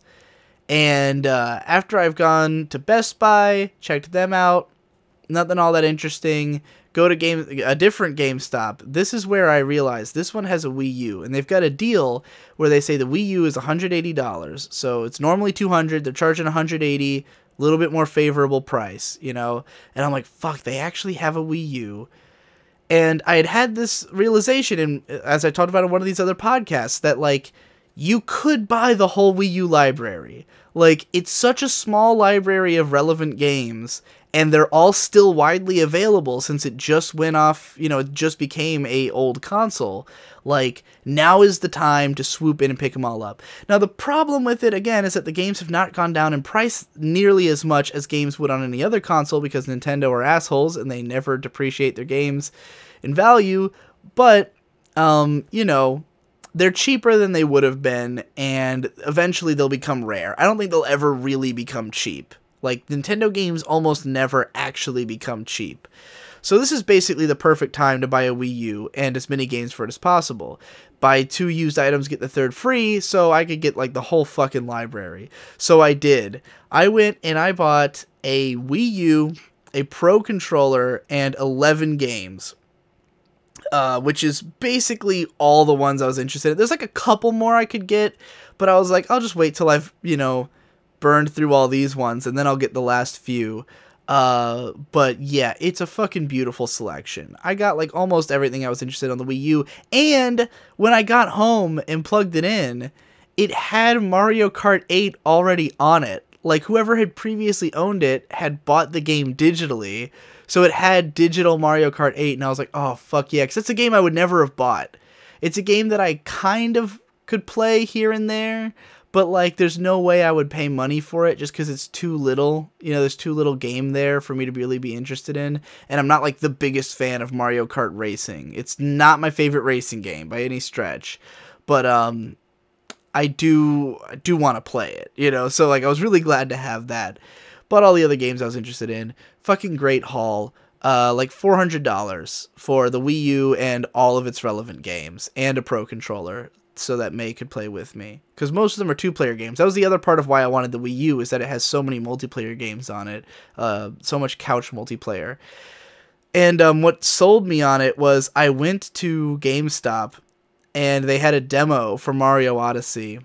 And I was like, okay, because if I buy a Switch, the only games I really want are Breath of the Wild and Mario Odyssey. And Breath of the Wild is on Wii U. So, like, it really has to sell me on Mario Odyssey. I played it for a couple minutes, and I was like, I don't like this game at all. Like, I really don't like the controls. I hate the cameras. I hate the aesthetic. I was like, no, this is not a game for me. I don't like 3D Mario. Like, it's not my genre. It's not my style of game. I just was not feeling it at all. So I was like, nope, not buying a Switch. Like, because for the same price as the Switch, Breath of the Wild, and Mario Odyssey, that would have been $420. And that's exactly what it cost me to buy the Wii U, its whole library, and a Pro controller. You know, like, the fucking deals were on my side.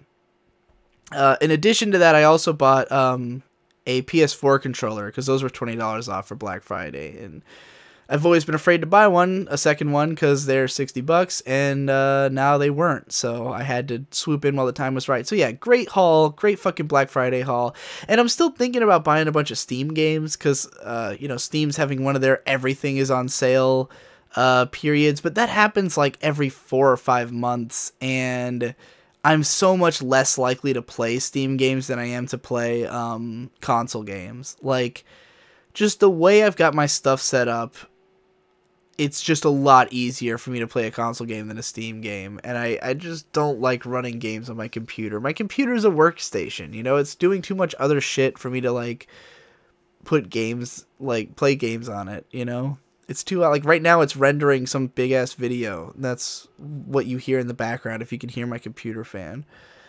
Alright, that's enough about that. All right, I'm about to hit you with a real idea that I had either earlier tonight or somewhere in the last few days. I have no idea. Me and May, I think, have smoked weed like every night for fucking a whole week by this point. But this is something I was just rambling about because I was thinking about how like I suddenly had the song pop into my head. I'm not crazy, I'm just a little unwell. I know that right now you can't tell. And I was thinking about how that's a song from the 90s. And that there's a bunch of songs from the 90s about, like, how you're, like, not crazy, but crazy. You know, like, oh, I'm not, like, a real crazy person, but, man, I sure am a hoot. I sure am a little weirdo, you know. And, like, all of them are from the perspective of, like, that you're edgy. But, like, it is also the most normie sentiment in the world, right? Like, literally everyone thinks they're a little crazy. Everyone thinks, like, oh, you know, I'm not psychotic, but I'm definitely not normal. Like, everyone thinks that. So, the premise of these songs is I am abnormal. But that feeling is the most normal thing. Like, they're written from the most normal-ass perspective imaginable.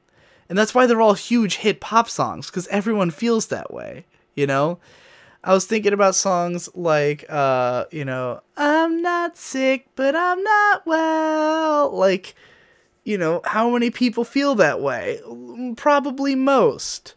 Yeah, that song's got a little bit more desperation, perhaps, to it, if you listen to all the lyrics, but, you know, it's still a pretty common sentiment.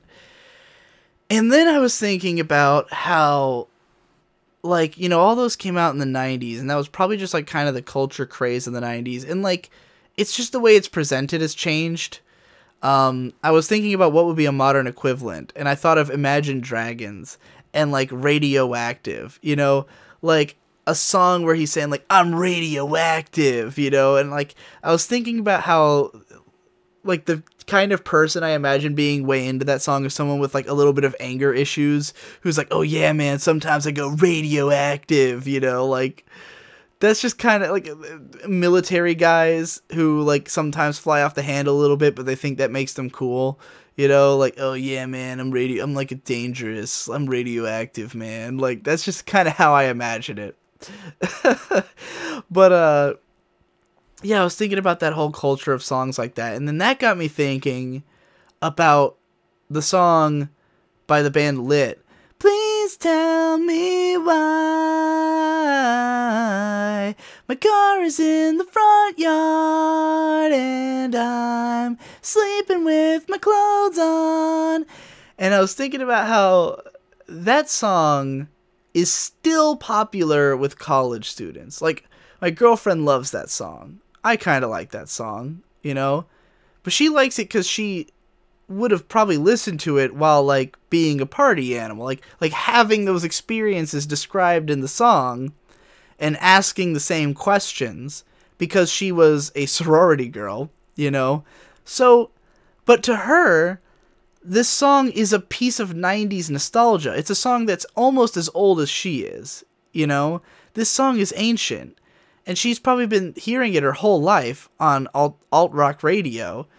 And so to her, it's like a nostalgia bomb song that she puts on, you know, like to go, oh yeah, this 90s song that's still cool. But I was thinking about how at some point, that was a new song. Like at some point, there was the first ever college party to play that song, you know? And at that time, this would have been like a fresh blast. Like, this song would have come out and people would have been jamming out like, it's no surprise to me, I am my own worst enemy, which, once again, the most normal sentiment in the world, but, like, you know, sounds edgy. So this dude is, you know, like, there would have been parties where, like, a bunch of fucking 20-somethings or teenagers were, like, really getting down to this song, being like, oh, man, this is my fucking life, you know? And now people are still doing that, except, like, it's them revisiting 90s nostalgia at the same time, you know?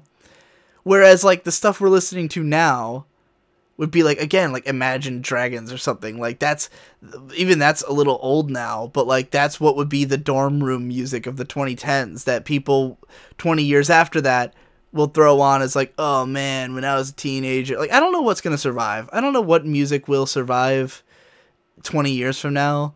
Like, you know, I don't know if that Lit song will still be getting played, and I don't know what new shit will have taken its place. But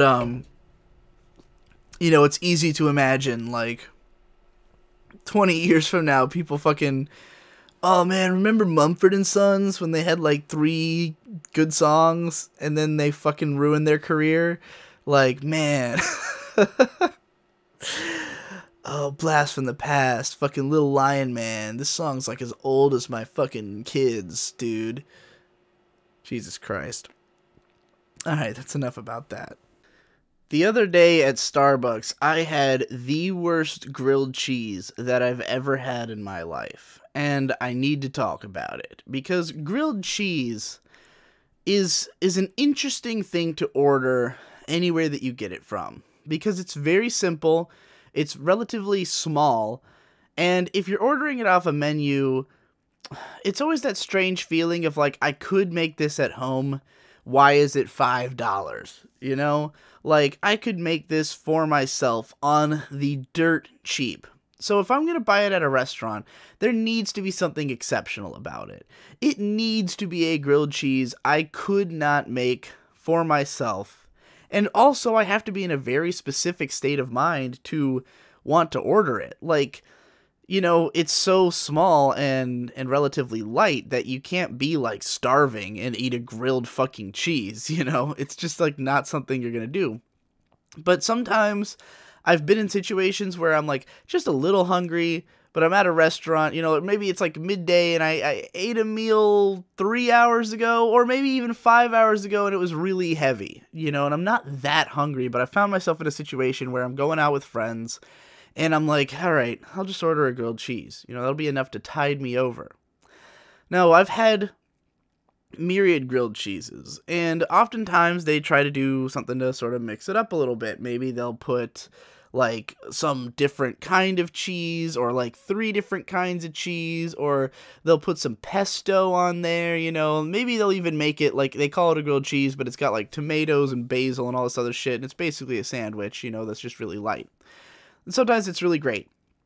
Usually, if I am in the circumstance where I just want a grilled cheese, then I will be satisfied with the one I get.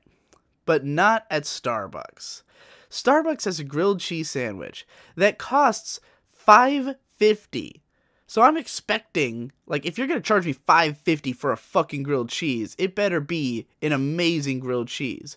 Because for $5.50, I could buy a loaf of bread, a stick of butter, and a package of cheese, and I could make 12 grilled cheese. Like, I could make a whole loaf of bread's worth of grilled cheese for $5, and it wouldn't take long, and it's not hard to do.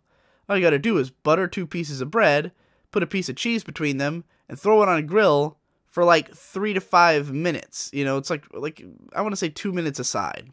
You know, that's about all it takes.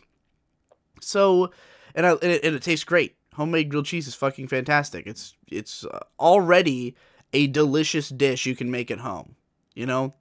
But you go to a restaurant hoping to see something more. Well, they somehow managed to have, they got everything wrong. They got every aspect of the grilled cheese incorrect. First of all, the bread was like this thick, sort of similar to like a Texas toast bread, but like it wasn't good. Like a Texas toast is good on its own. Like the idea of it is that it's like a garlicky, buttery bread that's really thick, and you eat it and it's, you know, it's like, it's kind of gross because it's like overly thick and buttery. Like it's too greasy. You know, Texas toast is a greasy piece of toast, but it's overall pretty good. But Starbucks, they're not going to give you like a super greasy thing because it's not their MO. They try to present themselves as like healthier food. So it's like this thick, like wheat bread or something like that. It looks disgusting. Like, it's a type of bread that on its face looks gross. And it's thick and hard and not very, like, flavorful because there's no butter or anything on it. Like, it's just a fucking, it's no garlic. It's just like thick ass wheaty bread. But it doesn't have the character or flavor of wheat bread. It was just nothing. It was like, it tasted like something that was hard to eat, but not good. Like, it didn't release more flavors in the difficulty that it had in chewing it. Additionally, the cheese that was on it was like, I don't know, some kind of white cheddar or provolone or something. It was some kind of white cheese that was just like not super melty, not very gooey. It was, again, not very flavorful. It was a bland cheese.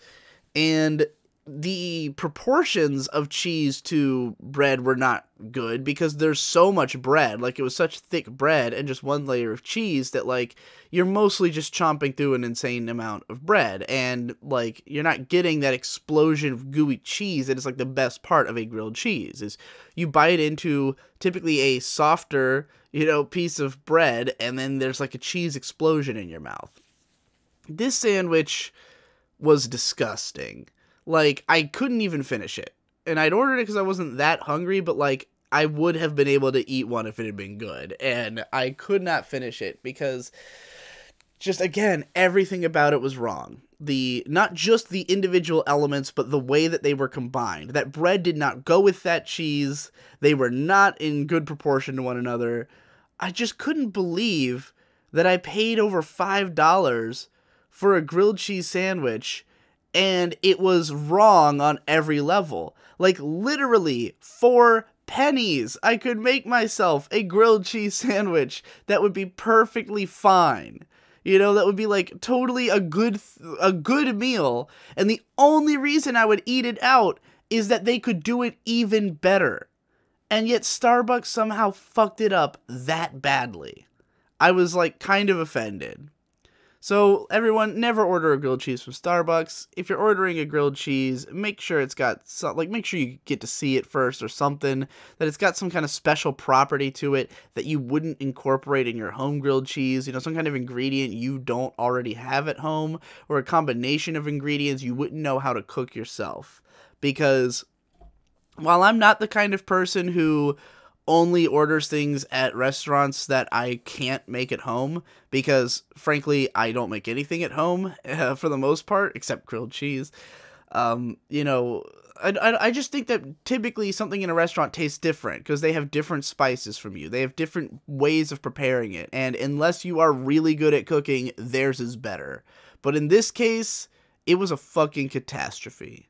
Let me tell you about something that trips me out, like, insanely. Like, this, thinking about what this must do to certain people blows my mind. And it's hearing ancient music in, like, a Walmart or any department store, any grocery store, anywhere you go that, like, plays, you know, just general atmosphere music, especially if you hear, like, a rock song. Because, like, with pop music is manufactured to be on the radio, and it's meant to be there forever. You know, like, there's certain pop songs that you're not surprised that they're playing on the radio 20 years later, because that's kind of what they were built to do, you know? Like, I would never be that shocked that a Michael Jackson song was on the radio, because I feel like those songs were built from the ground up to be, like, iconic pieces of music that will survive forever.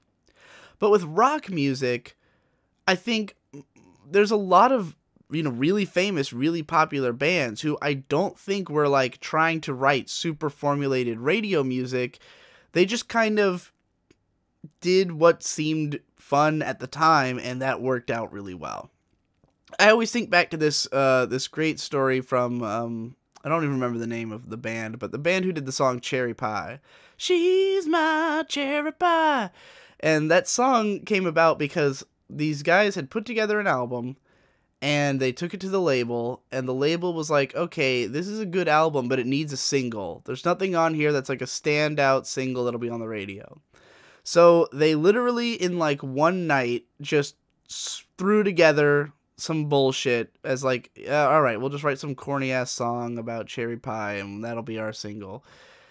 And then immediately after that, that song gets on the radio, the album blows up, and it's entirely known for cherry pie.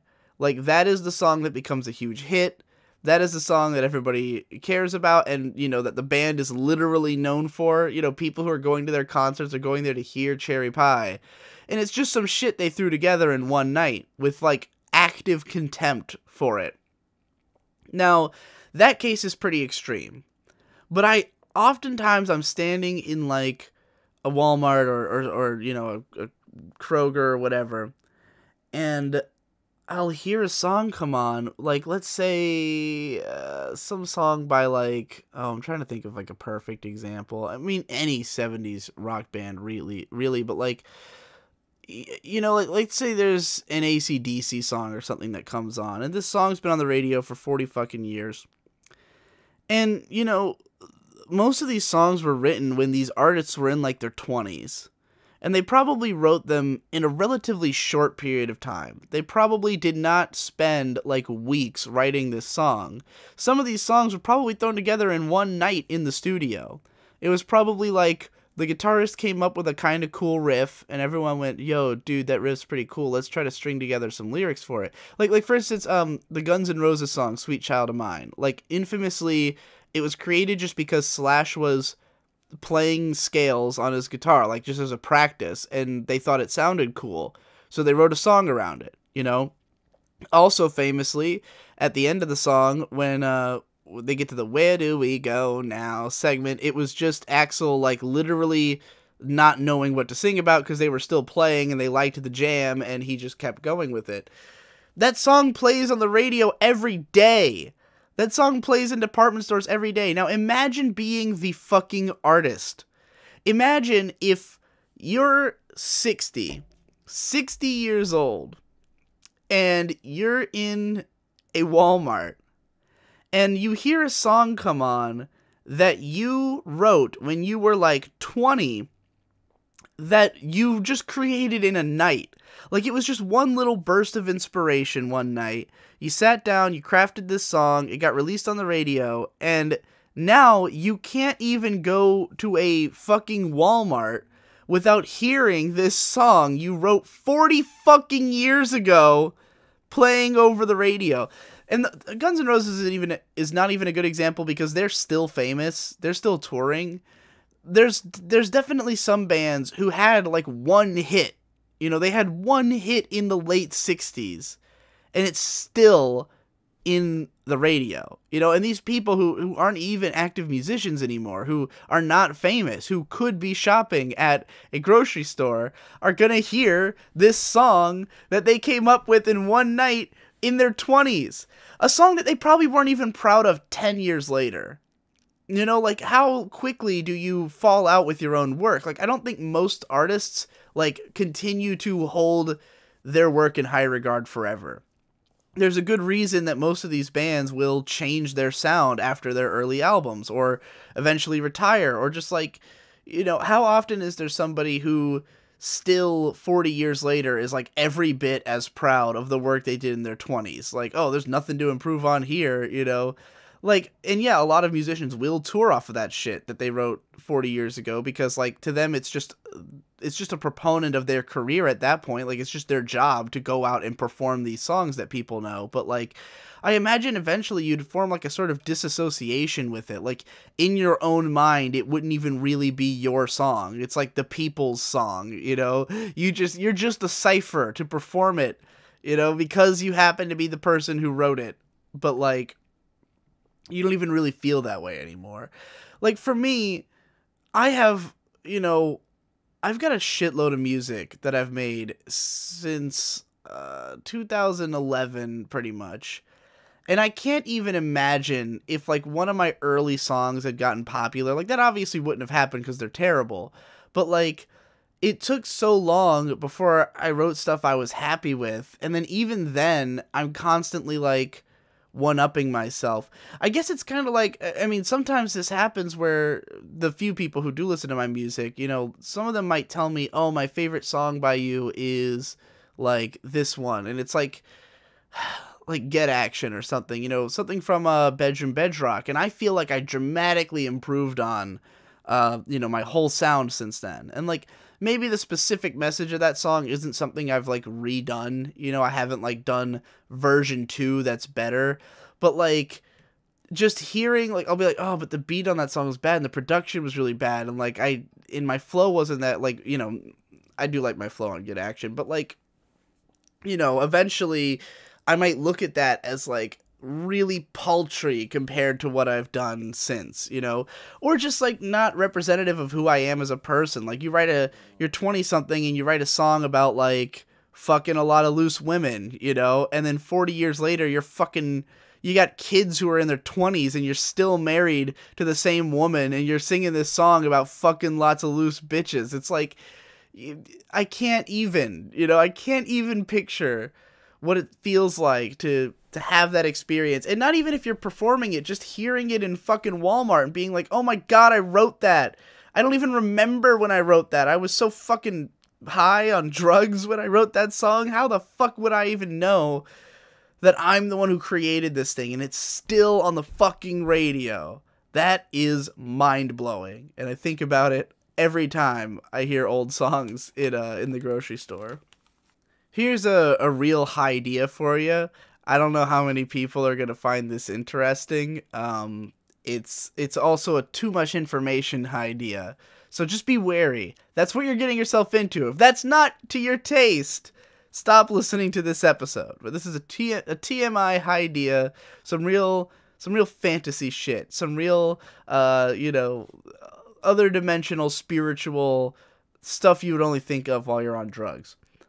So I think I tapped into the best sex ever had. Here's what I mean by tapped into. I think that there is only one best sex ever had. Like, obviously, for something to be the best, then that means nothing else can compare, right? Like, there has to have been, at one point in history, the best sex ever had. At least so far. But I think, because, there's some stuff that you can say is, like, different enough from everything else to, like, okay, this is the best movie, right? Like, if you say Casablanca's the best movie ever made, it's easier to make that comparison because movies are all totally different. Like, if someone said Casablanca versus The Godfather, like, these movies are so completely different that, of course, someone's going to have one or the other to say is the best. But with other stuff, like, for instance, sex, I think there's lots of people who have basically had the exact same sex. You've felt the exact same emotions, the same sensations, you might even have the same body types. Like, there's the context surrounding the sex might be different, but the sex itself can be unbelievably similar, to the point that the same sex, the same exact sex, has probably been had by many different couples over history. Like, that seems like a given almost, given how much sex there is that's happening, at all time throughout all of history. Then I was thinking about how much sex is happening all over the world right now. I might be misquoting that, but that's a Professor Brothers quote. From Fliff Night. Everybody should watch Fliff Night. Great video. Anyways, I just thought that for sex to be so similar, there probably is more of an archetypal best sex ever. Like, more so than there having been one sexual encounter that was the best in all of history. I think it's more that there is a best sex and that different people have had it. And it's not something you can easily do, but you know it when you've done it. It's something where you sort of tap into this gestalt of, like, all the sex that's ever been had.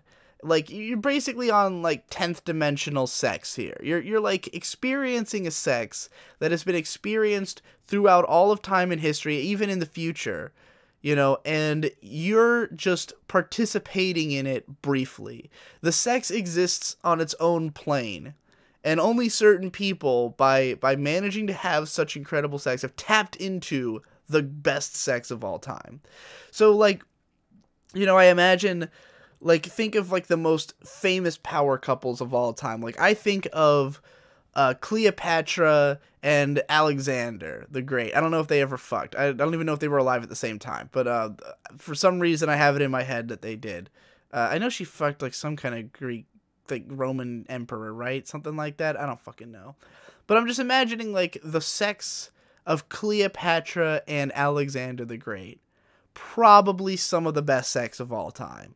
You know, you get two of the most powerful figures of all of history. Cleopatra, like, I think she's, like, known for, like, being, like, amazing at sex, right? I don't know. I don't know my history that well, but just think about, like, the historically considered best at sex people and how they probably had the best sex of all time, you know? But then now you can still have that sex. You can still tap into that sex. And very few people probably ever will. But I felt like I did. When I was really baked, I was picturing, like, all throughout history, I was picturing all these different people having sex, having the exact same sex that I was having at that moment. And, like, it's all happening at the same time. Like, the best sex is always occurring. You're just happy. You're just the person who is representing it at that moment. You know, like, it is beyond time. But you are a timely reflection of it, you know?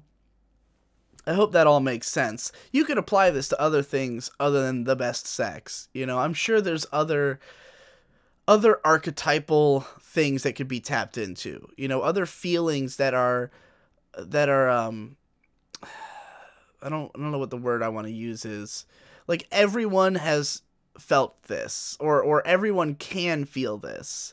But, you know, when you are feeling it, you are tapping into the greater unconsciousness of it. Like, you are tapping into something that many have felt before. But it's not that you're doing it and they did it. It's that you all did the same one, if that makes sense.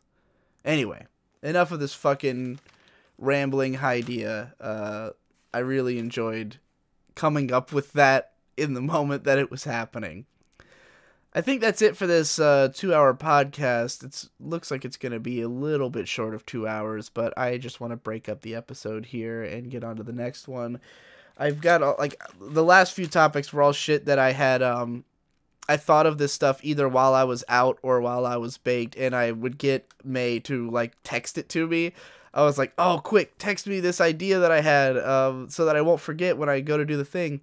One of them, though, is called City Sound, and I have literally no idea what it was supposed to mean. Like, there's a bunch of different things it could mean, but I don't know which one it was. So I'll have to figure that out. But that's it. See you later. Welcome to either episode 6 or, like, 59 or some shit of the podcast, the daily podcast, depending on which daily version of it you're listening to.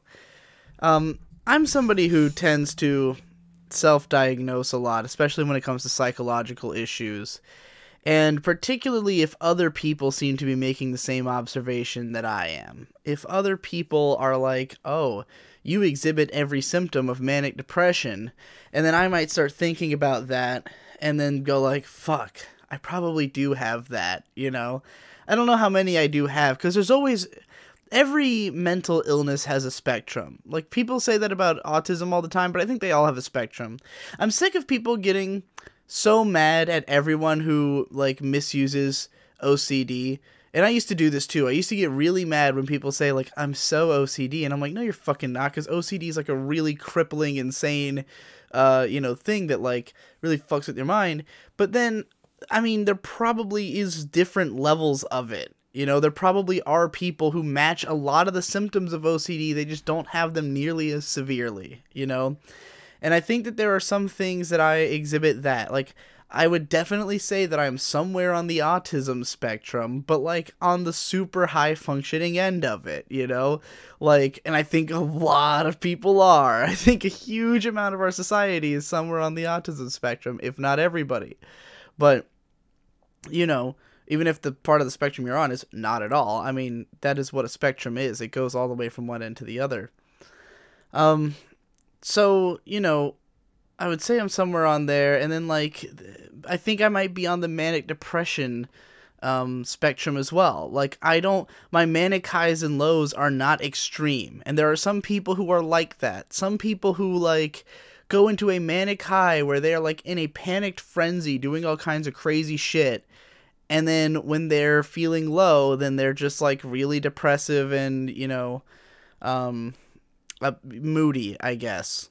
And I would say that I fall into the category of someone who is not, like, incapable of feeling differently when I'm in one of those. It's more like a baseline. I have a baseline manic and depressive, like, back and forth that I'm always cycling through. And it's very strange because I feel like I'm experiencing the depressive part of it right now, but I'm in such a good place in life that I'm still happy most of the time. It's just that whenever I'm not doing something that makes me happy, I feel like shit. And I think that's how I would best characterize, like, how I've always experienced depression, is that it's basically just your baseline that you're building on top of, right? So let's say that you're starting at, let's say if you're completely not depressed or particularly happy, you're starting at 0. At all times, you feel totally neutral, not particularly happy, not particularly sad.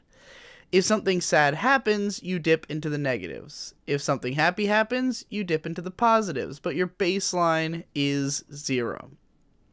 So I would say that the way I would characterize manic depression is that my baseline is always either +1 or -1. It's always either everything feels good or everything feels a little wrong. Now, if my baseline is -1, and let's say I'm spending time with May, then spending time with her, let's say it's worth like 12 points or something. I have no idea how to, like, make this scale make sense, like, comparative, like, weighted. I don't know how to weight this scale. But let's say that hanging out with her is plus 12 points, right? And I'm starting from -1, so now I feel an 11. And feeling 11's pretty great, you know? You want to feel 11. But when I'm not hanging out with her anymore, I'm back down to -1. You know, let's say I eat a great meal, and that's worth like an 8, you know? Now I'm at a 7. 7's really solid. But then, as soon as it's over, I'm back down to -1. And that's how I would describe being in the depressive part of the manic-depressive cycle. Is that every time I'm done doing something, I'm like, oh, right, the world sucks. Oh, right, I have problems with my life. Oh, right, there's things that I'm unhappy about. And they're not even things that should be a big deal. You know, it's just kind of like I feel depressive, so I focus on those things. I focus on the negatives. As opposed to if I'm in a manic high, all I keep thinking about is like for instance, here's a great way to look at the manic and depressive flow. And granted, like, it happens on a smaller scale on like a day-to-day basis, but on like a macro scale, you can look at whole months, right? Like, I ran this schedule through September and October that I was so fucking excited about, and like my baseline feelings were like, oh man, I'm keeping to this schedule, you know? And like, yes, there were lots of things that were annoying me, lots of things that would drag me into the negatives. Again, we're only at like a +1, you know? So if a bunch of negative shit happens, I might get angry. And if a bunch of positive shit happens, I'll just feel even better. But like, that baseline level of generally feeling good about life, you know, dips out, and I'm in the depressive state. And even though I might be happy more of the time than not, because I'm spending time doing things I love, you know, as soon as those things are over, we drop back down to -1. And this is how I would describe living with whatever brand of manic depression I might have, you know? But I don't even know if it's called that. Maybe it's something else. But it's been a very strange feeling to be in that depressive slump but happy most of the time, because it's not usually like that. You know, throughout my life, if I get into a depressive slump, there's not usually something to distract me from it. Usually I spend a lot of time, like, stewing on the depressive feelings, you know, and the only things that can drag me out of it would be, like, distracting myself by watching anime, or working on a project, or trying to get out and go have something to eat, or, you know, just jacking off, looking at porn, you know, like, whatever is a fun thing to do that might alleviate the depressive mood, you know, try to get myself into a different mind state. there's no guarantee it's going to work, you know, and so I'm probably going to spend more of my time in that sort of upset feeling. But then right now, it's like I might be in that on a baseline, but like I spend most of my time with May and I'm always having fun with her, you know? So like it's almost like there's two different baselines, like cuz like the baseline experience with her is always going to be like a +1, you know? So it's like yeah, like it's this strange feeling of like feeling amazing about life for a few hours out of the day, and then as soon as she's asleep or gone to work or school or whatever, then my baseline is back down to like, okay, well, now I'm just upset about things again. Let me go distract myself with as much stuff as I can do, like for instance a podcast or infinite podcasts that come out every day for the entire next year. And I just sit here and I've been thinking of like shitloads of stuff that would make for great. Okay, I'm gonna break that into another topic, but yeah, that's the weird feeling I've got right now, and I don't know. I guess it's good. Like I guess when I reflect on it, even though, you know, I feel kind of shitty because I'm in a depressive mood, like, I nonetheless am very grateful that being in a depressive mood is so much less harsh than it used to be. That it's so much easier to deal with a depressive mood now than it was, you know, before I had someone in my life and had more things going on. And also before I had, like, weed, because that also helps a hell of a lot to get your mind off of the depressiveness, you know? Weed definitely raises the baseline of all the experiences you have while on it. As can alcohol, but alcohol can really go either way. So, yeah, I don't know if there's something I should do to, like, cure this manic depression, because, like, looking at it this way, where it so clearly isn't affected by like what my life actually is, it's just chemicals. It's just like it just seems to be random. It's just sometimes I'm in a better mood and sometimes I'm not, you know, and they go for a long time in each of those states. And, you know, I don't know if that's something that can be like medicated to make it a 0. I'd be afraid of it being a 0 almost, but you know, I'd be interested to know. That's all for this topic. On the last episode, I was talking about feeling weird because I was in a depressive low, but that's not the only reason I've been feeling weird. I'm also kind of trying to, like, rewire my brain right now, just through the force of what I do and don't want to be in the near future. I'm sort of trying to, like, stop being famous, in a way. Like, I hate it. I've grown to really hate being talked about. I really hate just like that so many people know who I am. I'm sick of that. Like literally just the fame. I'm not sick of my job. I'm not sick of even like I'm not even like really sick of like fans and commenters and stuff. I'm just sick of so many fucking people knowing who I am. I just want to like blend in a little bit more, you know? I want to pull my ego out of my work and make it something that stands on its own a little bit more. And I want to try to like, I don't know, just put some distance between myself and this lifestyle of like being a public figure. And a big part of that is just to stop thinking of all the things I do as fucking fodder for a fucking tweet or a podcast. And it's funny that I'm saying this because I'm literally recording a podcast about this right now. But the funny thing about this podcast is I feel different about it because this feels like a journal. This does not even feel like public record, even though I know I'm going to release it. Like, I know that this is going to be a series of videos that comes out for all of next year, but I get to feel a disassociation with it. Which incidentally is part of why I want to not be famous, because I want to enhance that sense of disassociation.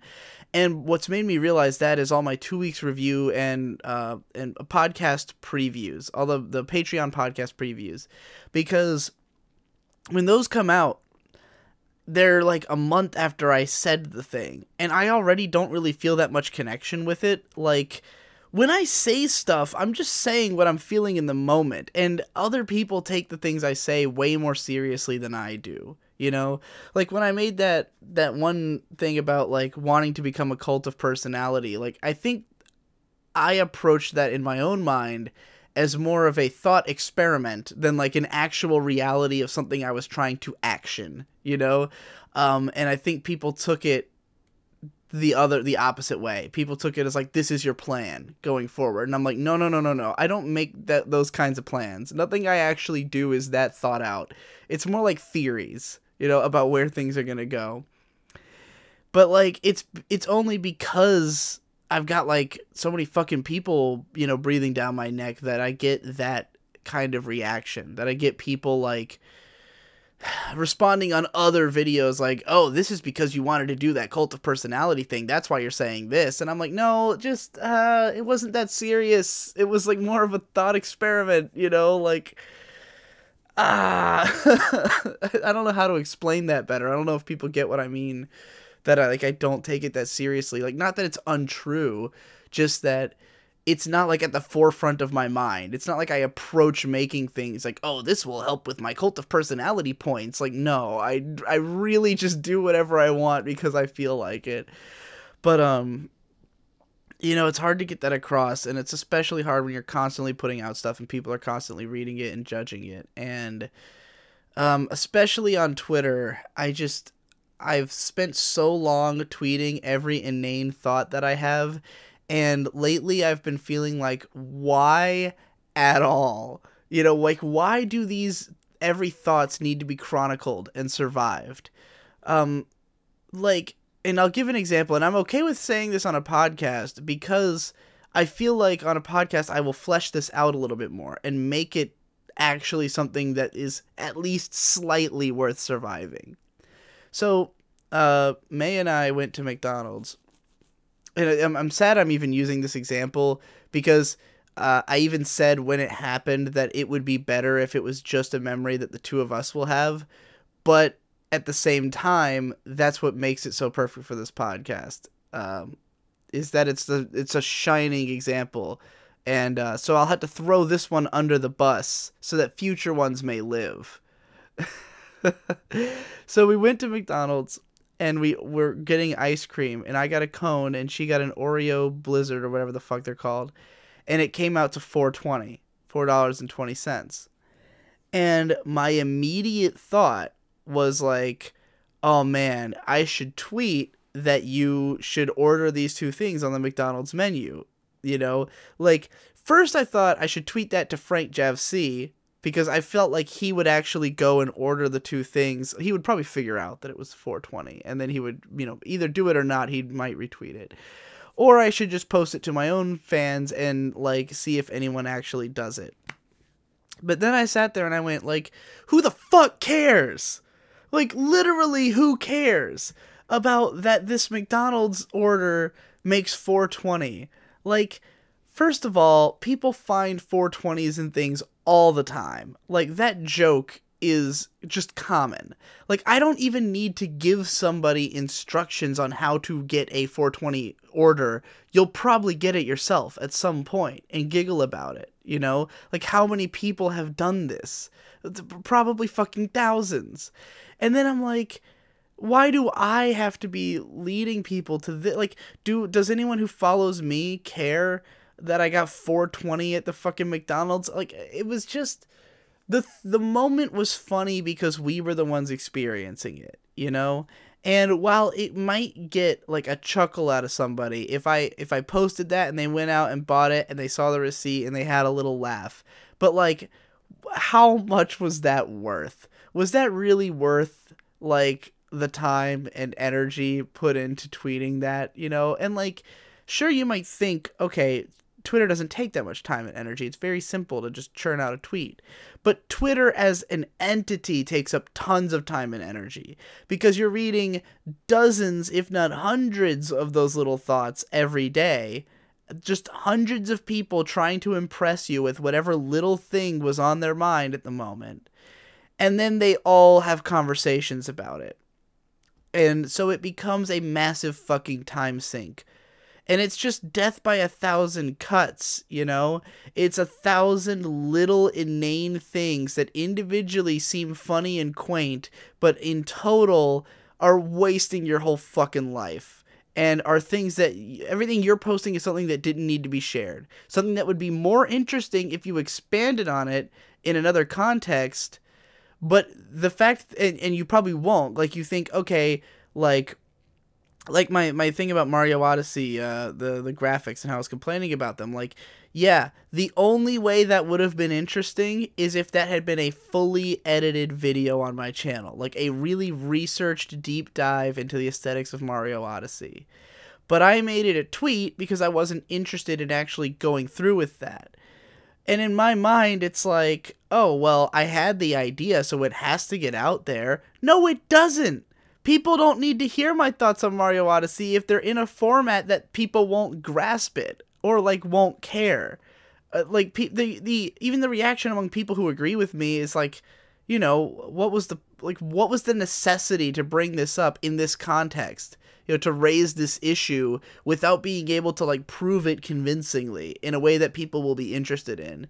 There was no point. There was no need to bring it up because I didn't do anything by doing so other than get myself screamed at for days and waste a shitload of time. So, yeah. I left Twitter. I've blocked myself from Twitter, blocked myself from Facebook. Hopefully that will still be the case by the time this comes out, or maybe I'll have rehabilitated my relationship with the websites. But, like, I feel as though those things are a negative impact on my life overall, and trying to abandon them is really difficult because of the fact that my brain is kind of wired that way now. Like, I think of things in terms of how they form tweets. I think of things in terms of how they'll sound on a podcast, you know? And again, I'm more fine with the podcasting because I do think I can expand on things and make them more interesting on here, you know? And, like, some of these ideas I've talked about on this podcast, like, could have fucking easily been tweets. But I made the, like, I, you know, fleshed them out and got all the idea out there, and it's a little bit more interesting and entertaining. Whereas a tweet is totally unmemorable and doesn't matter. And, like, who the fuck cares what I tweeted about something? Anyway, that's enough about that. My handwriting is so bad. I wrote down, I just now got it. I was reading what looked like Colland Vergreenhard, and only just now did I realize it says Iceland versus Greenland. And I was fucking struggling to read that shit. It is one of the many things I've scribbled down over the course of the night. So, Iceland. A lot of artists come from Iceland, proportional to how big Iceland is. Like, think about how many countries there are in the world that you could not name a musician from. That you could not name, you know, a band that's from there. You couldn't name a movie that's from there. Like, you just don't know what goes on in that country, basically. But you know a few Icelandic artists. You probably know Björk, as she is more commonly known, but it is pronounced Björk. I know the band Ice Age, who's a popular post-hardcore band, or I think they're considered post-hardcore.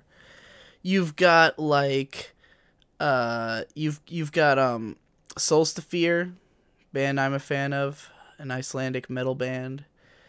There's a number of artists from Iceland. I think there's probably more famous ones that I just don't know because I'm a pop culture, you know, idiot. I mostly know, like, fucking obscure shit. But, like, I was listening to I was watching rather a Björk video with May. One of the ones for her new album, and it's a fucking nightmare. Like, the video is insanity. It is just a bunch of fucking weird shit. It's Björk wearing these weird fucking outfits, and trippy shit is happening with CG, and it's a total fucking weird mess. And we were talking about how, like, this is, like, mainstream Icelandic culture.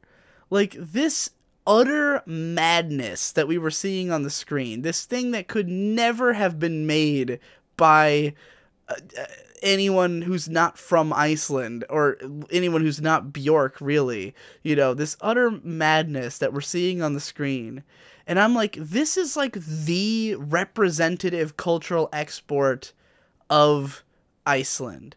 Like, the fact that Björk is the most famous like Icelandic singer, that would be like if the most famous American singer was, or the most famous American band was the Mars Volta. You know, like she is that weird, almost at least. Like her music is fucking nightmarish sometimes and totally out there. Her outfits are batshit nuts. Her videos are crazy. Like, we're talking about a real art house performer who is like insanely famous from Iceland. So that's already weird. So I was thinking about it and I was like, it's weird that there's so many noteworthy people from Iceland, but you ain't heard a shit from Greenland. Now I realize these two are, they're not actually like super close or anything. They're on different continents, and they're mostly similar in that they're both the frozen north. But Greenland is infamous for suicide. Greenland is infamous for suicide in Greenland. You can literally Google that. You'll get a Wikipedia page literally called Suicide in Greenland about the insane culture of suicide there. And it's just because it's a cold, miserable, shitty place where the days are extremely short, and it's so normal to know somebody who's killed themselves that people do it all the time. It's just rampant in Greenland. So I think it's really fascinating to think that Iceland, which is also a frozen tundra country that sucks shit, and most of the Icelandic bands, like, they seem to indicate that Iceland is a nightmare. Like, if you listen to Solstafir, who's like a fairly mainstream band for being like a metal band, they have a lot of like songs that aren't as metal though, and they're fairly mainstream, and all their songs are about how it's fucking cold in Iceland and it sucks. Like, that's a major lyrical theme of their music. But nonetheless, Iceland is a country known for exporting pop stars and music, and Greenland is a country known for suicide. So what happened there? What is the meaningful difference between these two? Is it more cultural, or is it just that Iceland is bad enough that it brings you to the brink of death where art is made? Because artists are, like, by and large, a bunch of depressed people trying to fill the negative void in their life with artwork and things that they create, using creativity to abate their fucking crushing, depression. So is it that the people in Iceland are severely depressed, but only so much that it makes them create masterful, bizarre artwork, whereas the people in Greenland are just slightly more over that line into where it's so bad that they just kill themselves? Like, they get to the point where you would make art, but they go past it into the realm of suicide. I know this, like, am making this sound funny, but I'm legitimately curious, like, what is the cultural difference in these countries that would lead to this? Because I've never heard of shit from Greenland except that people kill themselves. Alright, someone answer me that by the next episode. So, relevant to the previous topic about Björk and Icelandic music, man, I was watching that Björk video, and the CG animation in it was fucking phenomenal. Like, just this really beautifully done CG work that got me thinking, this looks better than, like, most CG work that's been done.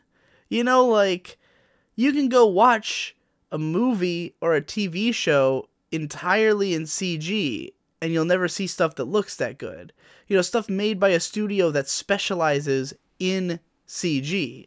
You can go play video games, and they will not have anything that looks as good as the animations in these Björk music videos. You might see it in movies, but most movies use CG as like a crutch to fill in stuff that they couldn't do normally, whereas these videos are like using CG for its own artistic abilities, like its abilities as a medium to make fucking totally out there trippy shit happen, is how CG is used in this. So basically, this is like the best CG animation of all time. And it's in a fucking music video that has basically exists just to serve the music. And that was when I started thinking about how this is kind of common. Like, music videos have a lot of the coolest art that is out there. A lot of the most expressive, outlandish, experimental art that, like, isn't focused on communicating clear messages to the viewer so much as just being like an abstract piece of media. And that's fairly common to music videos, and it's really not anywhere else. And it's just because of the fact that the music kind of gives it an excuse in a way. It's like people are just watching the video because they already like the song. They already like it stylistically. And like the music video, as long as it doesn't even really have to match the song at all. Like, there's tons of music videos that have fucking nothing to do with the tone of the music they're set to, but they're just crazy ideas that just wouldn't happen other than the context of a music video. But the funny thing about it, to me, is that they get these budgets. Because, like, these crazy-ass ideas for short films, if they didn't have the music behind them, and they tried to just, like, sell a short film that was this insane, then they never would. Like, they just wouldn't be able to make it. Who would fund it? Who would fund your fucking weird-ass art house CG blob animations, you know? Except for Bjork. And that's the thing, the music industry just has so much more money floating around in it, that even though music videos at this point are literally pointless, like, how many people actually watch music videos today? You know, like, even though YouTube is the biggest place that people probably listen to singles, like, they don't that often, like, sit there and watch the video, you know? And I mean, a great video can be a viral hit, you know. Gangnam Style is a success because the video is fucking incredible, you know. But like, I just don't feel like they need a music video for most songs, and yet the music videos they create will have the budgets that short film creators dream of, you know. And it's like, rather than like giving this kind of money to, let's say, like a TV production that's going to make like an actual show people will care about and watch, instead these crazy budgets get given to these like totally auteur directors who just make baffling shit for a video. And that's awesome. And it's slightly sad that the only way to get away with it is by doing it as a music video and tying yourself to an artist who probably has their own vision and their own idea about what they want it to be. So it's basically all commission work. You know, like, you're never going to see the kind of artistic experimentation that you get in a video, music video, like just in a short film. Unless you get one of these rare cases where the artist like just basically hires a company to do whatever they want, you know, just like hires them like, hey, just make whatever video you want and I'll set my music to it, you know, like hopefully inspired by the piece. But you know, sometimes it's just like a total fucking mind fuck that has nothing to do with the song. I'm just thinking, I'm picturing so many great music videos. The video for Weigh Me Down by Lorne. The video for that fucking Liars song. I don't remember what the hell the song was called. The videos for like any MGMT song, like they have nothing to do with the lyrical content or themes. The MGMT videos are all just like cool fucking, like they usually tell like a story, you know, but it's like a totally batshit incomprehensible story, but one with a fucking real life budget behind it. That's fucking madness. It's so cool. And like, I just wish enough people cared about film and animation that could happen even without music videos. Like, I love music videos. I love music, and that's why I watch all these fucking weird art house films myself. But like, it would be really cool if there could just be a short film that felt like, for instance, the video for Flash Delirium by MGMT, which, like, basically is a short film, but with, like, it's just kind of structured around the song a little bit, you know? I'm just imagining, like, if there was stuff like that getting made all the time. It would be pretty fucking cool. But I'm glad that at least there's an industry that just has such a disproportionate amount of money that it is allowed to throw around at shit, and it chooses to throw that shit at these kinds of artistic endeavors. I almost said autistic, but yeah, you know. So thank you, music industry, for providing your artists with such ludicrous salaries that they can produce this kind of madness. Keeping on my train of thought about music videos that I was on in the previous episode, another video that May and I watched tonight was the video for 90210 by Travis Scott, which is a really great song that I like a whole lot, and the video is very bizarre. And watching it, I couldn't help but feel like it was a perfect portrait of, like, who Travis Scott is as a person. Between the song itself and the lyrics and the video, you get this clear image of, like, what this guy's tastes are, which are very simple but interesting in their combination. So one element of it is very gorgeous, pretty, sort of beautiful things. The beat in this song is very, like, ethereal. It's very sparse. It's got this gorgeous part where the beat changes and it's playing these, like, magical sounding dissonant pianos. It's a beautiful song. Like, the beat is legitimately like heartbreaking in moments, in just the way it sounds. And then you've got this woman with a voice sort of similar to, like, a Dido voice, singing in the background of these, like, high soaring notes, you know. Craving 90210, like that, you know. And all of it's this very pretty feeling.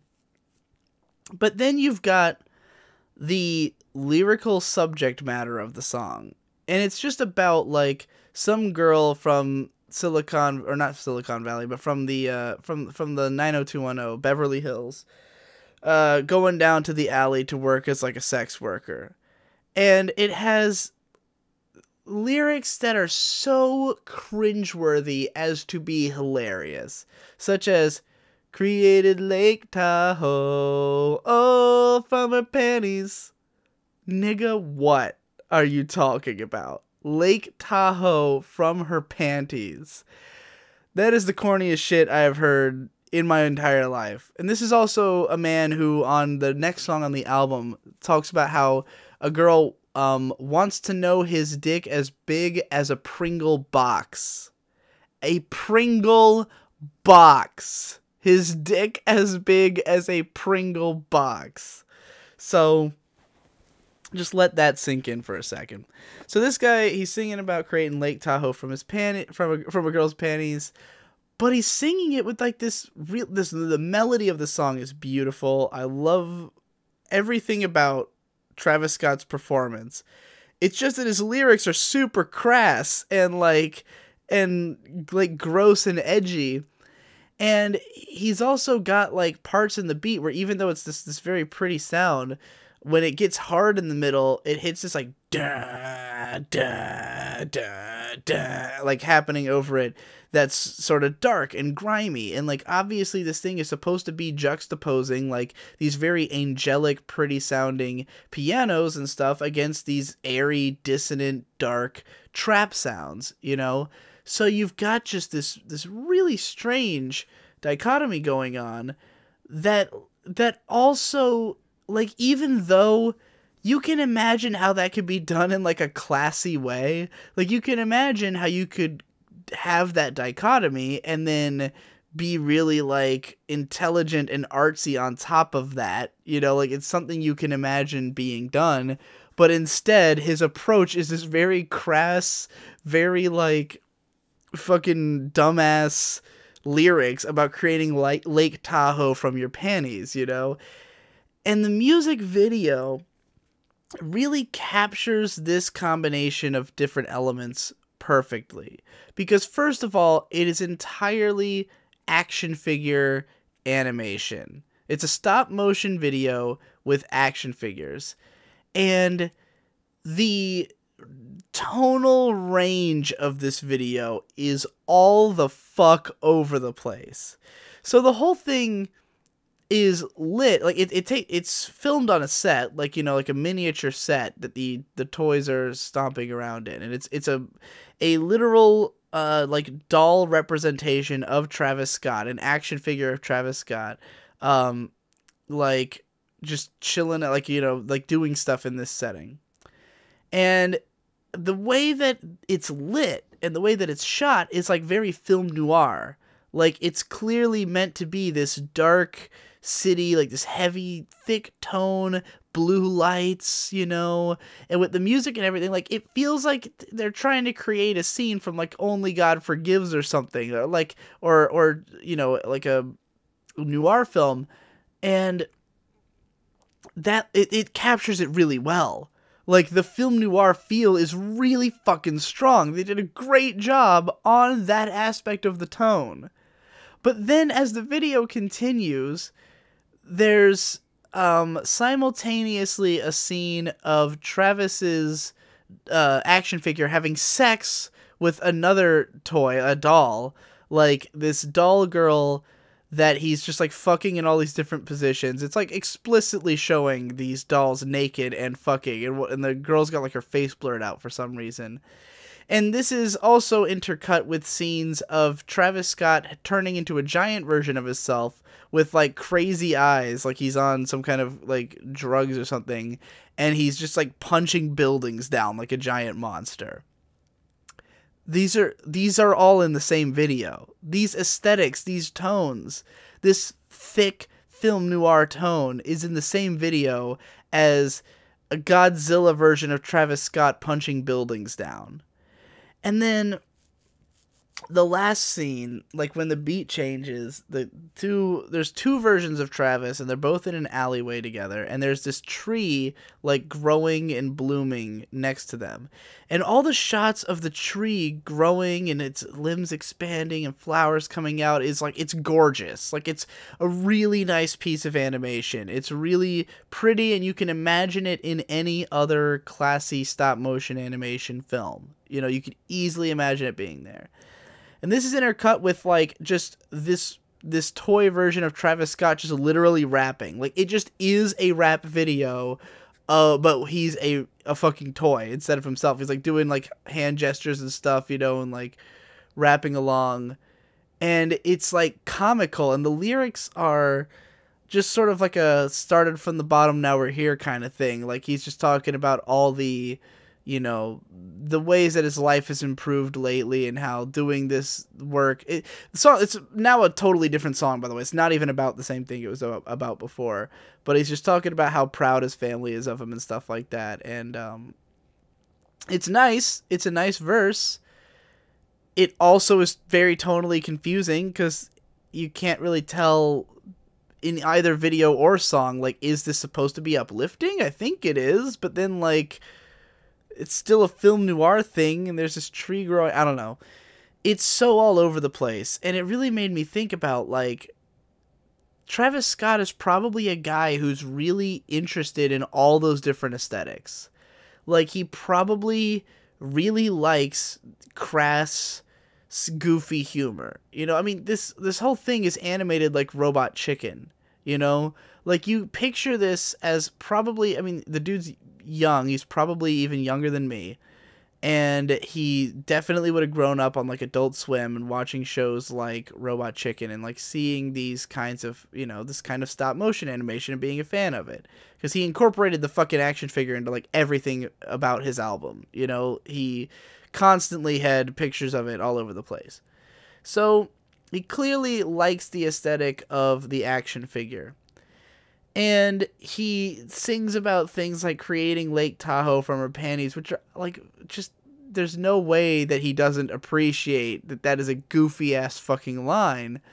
But he puts it in there, even though it's like a pretty and, atmospheric song, because he is equally interested in both of those aesthetics and like combining them. Like he thinks that's really interesting, is this combination of crassness and, like aggressively cringeworthy stuff, like coupled with beauty, and it creates such a unique product that while it doesn't really have a whole lot of like, it's not really saying anything particularly intellectual with any of the different discordant elements, like it's not telling you, like the scenes of beauty don't have a deeper thematic resonance than just it's a pretty thing. The song sounds pretty. The video looks pretty. There's no like extra meaning there. It's just an aesthetic. You kind of grasp what he's going for. You grasp that things which are pretty sound like this, and things which are dark sound like this, and you can just kind of put that together without it really indicating what is pretty or dark about itself. And, the storytelling in the lyrics is kind of all over the place, but all of them are images that are kind of like, yeah, okay, we got this girl from 90210, she becomes like a prostitute. Like, I don't know what that means. I don't know if that's a social commentary or just like bragging about the girl he's fucking. I don't know at all. I just know that it's evocative imagery and it says something, So this is why I'm fascinated with Travis Scott, because I don't get the impression that he's a particularly like learned guy in the arts. Like, I don't think he's super well versed in like the history of fucking stop motion animation or like film noir even. These are just aesthetics he happens to be a fan of, and he's incorporating them into his own like random ideas of like what he thinks is cool, and creating a product that just kind of is, a collection of this guy's interests. And I don't know if anybody, like, unless you happen to have all those same aesthetic sensibilities, will like totally connect with it, Like, I like action figures, so I think that's cool, but I'm not like way into stop motion aesthetic, It's not something I would probably use much of in my own videos the way he has. I love film noir, I love darkness and light. I love cringeworthy stuff that's funny. So I get it on some level, but like I would never combine those elements in that way. Like if I was going to make a video, I would probably want it to be more cohesive, because that's just the way I think. I tend to like regard things just a little bit more cohesively, but I'm fascinated that he doesn't. I'm fascinated that this combination of elements makes sense to him. And like that's what makes the song and video cool, is that you'll never see another thing like that. It doesn't even matter if it like means anything in particular. It's what it means is that for some reason, this is how Travis Scott thinks. And not a lot of people think that way. People think all those different thoughts individually, but not all in one place like that. And that's what makes it an interesting sound and interesting video. I think smoking so much weed is making me an elitist. And I know a lot of people already think I'm an elitist, but hear me out. Because there's a level of elitism way above mine. It's the level where Econ lives. It's the level of elitism where anything that's not a 10 out of 10 needs to be bashed for its flaws. Where, like, you cannot bring up something without bringing up what's wrong with it. And I've always found that way of thinking fascinating, especially talking to Econ, where he'll call a show a piece of shit because it's inconsistent in quality, between relative mediocrity and incredible highs, and he'll be like, oh, but it's not incredible highs all the time, so it's not good, because this other show is incredible highs all the time. And so that, that one's bad by comparison. And I think for me, the way that I watch shows has always been to sort of gloss over a lot of things. Like, I'm very forgiving of basic mistakes, like if a show isn't consistently a 10, but it has a lot of moments that are 10, and I don't get that out of most shows, then I'm gonna love that show. You know, it's rare that I'm gonna hold its few mistakes against it. But as I've started smoking so much weed, I notice fucking everything. Like, there's nothing that I don't pick up on when I'm watching a show. Every little subtle change in the animation quality, every little subtle change in the pacing, like, I pick up on all of it. And it's like, I think I detect all this stuff normally. Like, it's not as though I don't notice inconsistencies when I'm watching something, but I don't think about them. You know, like, after an episode is over, I might say, oh, the animation was inconsistent, but I couldn't tell you, like, where.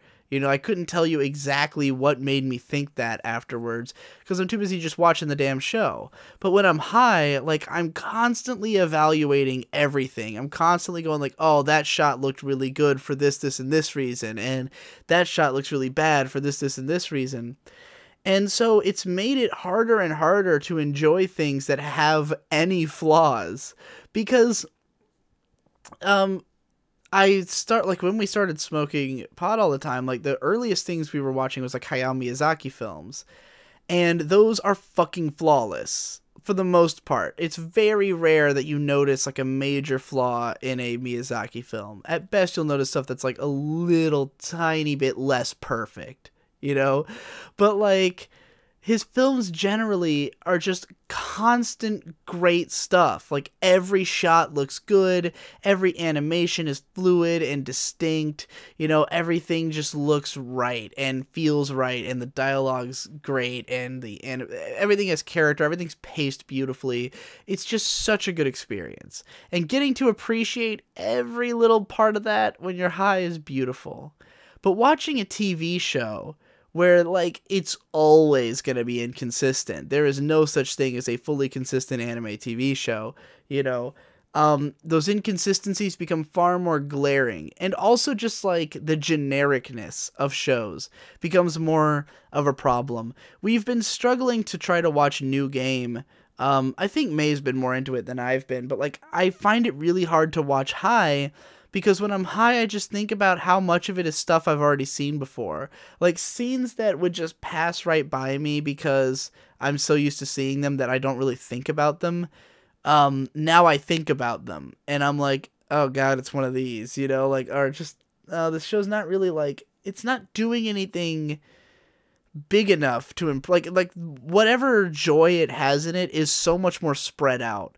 It's like, you know, a few moments in episodes might be great, and those moments have to really play out before you really start to feel what the emotions are. Like, in a Ghibli movie, you can have like a 3-second clip that makes me feel a boundless sense of joy, you know? And in fairness, New Game can tap into that sometimes when it does, like, facial expressions and shit, because the show has some pretty great, you know, expressions. It has great moments of animation direction, which can be very charming, but that's not the baseline by any stretch. That is an occasional joy you get to experience, you know, in an otherwise ocean of normal-ass TV anime. And it's just a lot harder to watch that when you can pick up every detail. And I definitely suffered some of that when I was watching Made in Abyss, which is why, you know, there's a video that I'm currently writing, and by the time this podcast is heard, should have been out for a long time, about Made in Abyss, that was directly inspired by how much I was overthinking it while I was baked. And yeah, it's just, it's changed the way I look at art subtly. It's not even like a giant leap. It's just that, you know, stuff I used to gloss over is now apparent. And it makes it so I more and more crave, like, really expressive, really perfect anime. You know what I think is one of the weirdest fucking things in the whole world is musicians with one song that is better than the rest of their whole fucking discography. When you've got those musicians who had that one single that was fucking amazing, and somehow they never duplicated it. They never did something else that was just as good. And they might have like tons of albums, and they just never came close to that one song. And you have to sit there and wonder, like, what happened? Like, how did you tap into that? How did you capture that magic in that fleeting moment if you were clearly not capable of doing it regularly? Because I mean, if I think of a band that I like I consider it a band I like, that probably means I like a lot of their music, you know? Like, if I think about, I don't know, a fucking band like, and of course every band I like has gone downhill and started producing music I don't like, which is more understandable, because I understand, like, artistic evolution and not wanting to do the same thing again, not wanting to, you know, keep your same style, or just not being inspired to work in that style anymore. You know, I get all that. I might hate what's become of Coheed and Cambria, but I kind of get what's become of Coheed and Cambria. But like, if I love a band like Death Grips, for instance, it's not like I love one Death Grips song. It's not even like I love one Death Grips album. I love all the songs on all their albums. You know, like, not, I don't actually, like, there's definitely some Death Grips songs I don't like here and there, but like, they're few and far between. And overall, I fucking adore their whole discography, you know? Like, I could name 25 Death Grip songs right now that are all among my favorite songs. You know, like, if I had to make like a top 1,000 favorite songs, 25 Death Grip songs would be on there. And yet, there are bands by whom I love one song. Love that song. One of my favorite songs. And I would trash the whole rest of their discography. For instance, there's a band called Hum from the 90s. They're a sort of shoegaze alternative rock band, and they wrote the song Stars. She thinks she missed the train to Mars. She's out back counting stars. And I fucking love that song. It's got a super memorable riff, a super memorable hook. The subject matter's kind of interesting. It's got just this massive sound to it. It's kind of epic, you know? It's like 5.5 minutes long. It's structurally interesting because it's got this like insanely long intro that honestly is not the best part of the song, but like, and there's definitely aspects of this song that indicate the lack of true ability on the part of this band. That, like, while they had tapped into something that is great, there are also elements of the song that are not great. You know, like, there's parts where it's a little bit too repetitive, where, like, there's a breakdown segment that's, like, 16 bars of the same riff that isn't that interesting. There's the fact that the heavy riff where it goes da da da is really weird because it's just when it should obviously be like,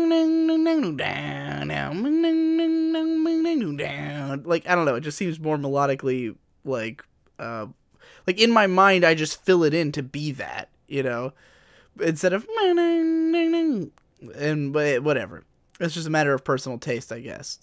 Or maybe music theory, for all I know. Or maybe they're the smart ones, and like that's why it gets stuck in your head. I don't fucking know. All I know is there are things about the song I consider to be errors. But nonetheless, I love the song. The album it comes from is at best mediocre. There are a few passable songs on there. There's a few songs that I can go, okay, I can listen to that. I can get down to that. There's a few clever lyrics here and there, a few okay riffs, you know. I like the overall sound of the album, but it's not good. And I'd really just prefer to listen to Stars.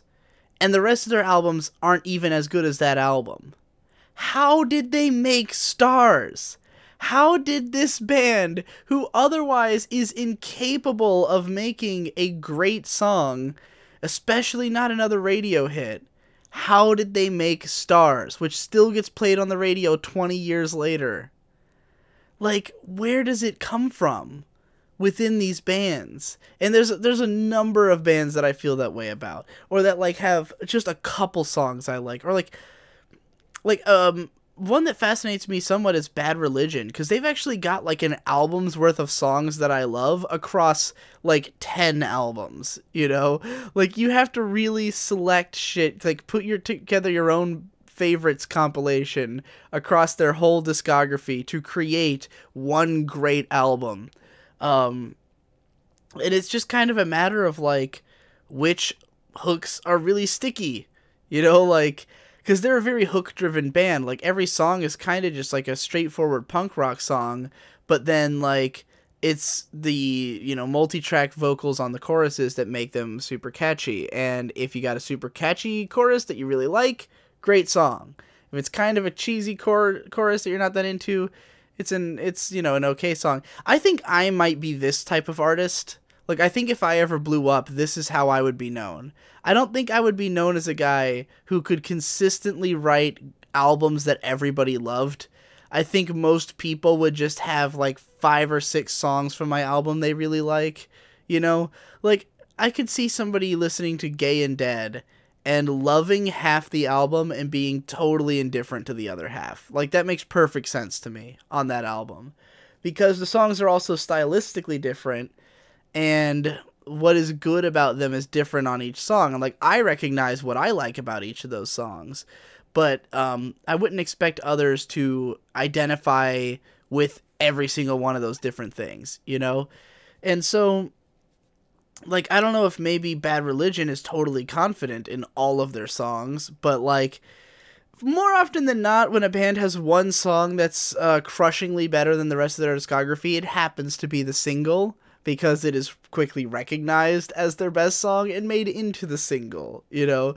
So, like, yeah, and sometimes it's, like, for instance, Gojira. The song Too Serious is one of my favorite songs ever, but I don't really care for any of the rest of the band's music, and, like, that's like a metal band. Like, that was a single, but, you know, it wasn't, like, a mainstream single. But nonetheless, that song is just so good. And, like, I don't really like their sound that much that I would get into their other shit, you know? God, it's so fucking weird. And I'm sure you've all got examples, you know? And I think it can be the sign of a really powerful artist, especially in this modern age where you don't really need people to like your albums, because most people make money through music streaming or selling individual tracks. And if you can get enough people to just like at least one song, you can sell to a vast number of people. I was thinking about Drake and how there are like 2 Drake songs that I like. Know Yourself and Hotline Bling. And I think they're both great songs. I love both those songs. Enemy is alright.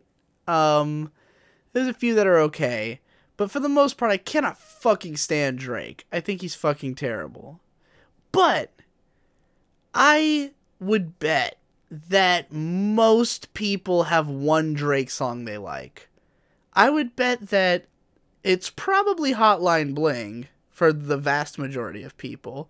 And then for people like me, it's probably Know Yourself.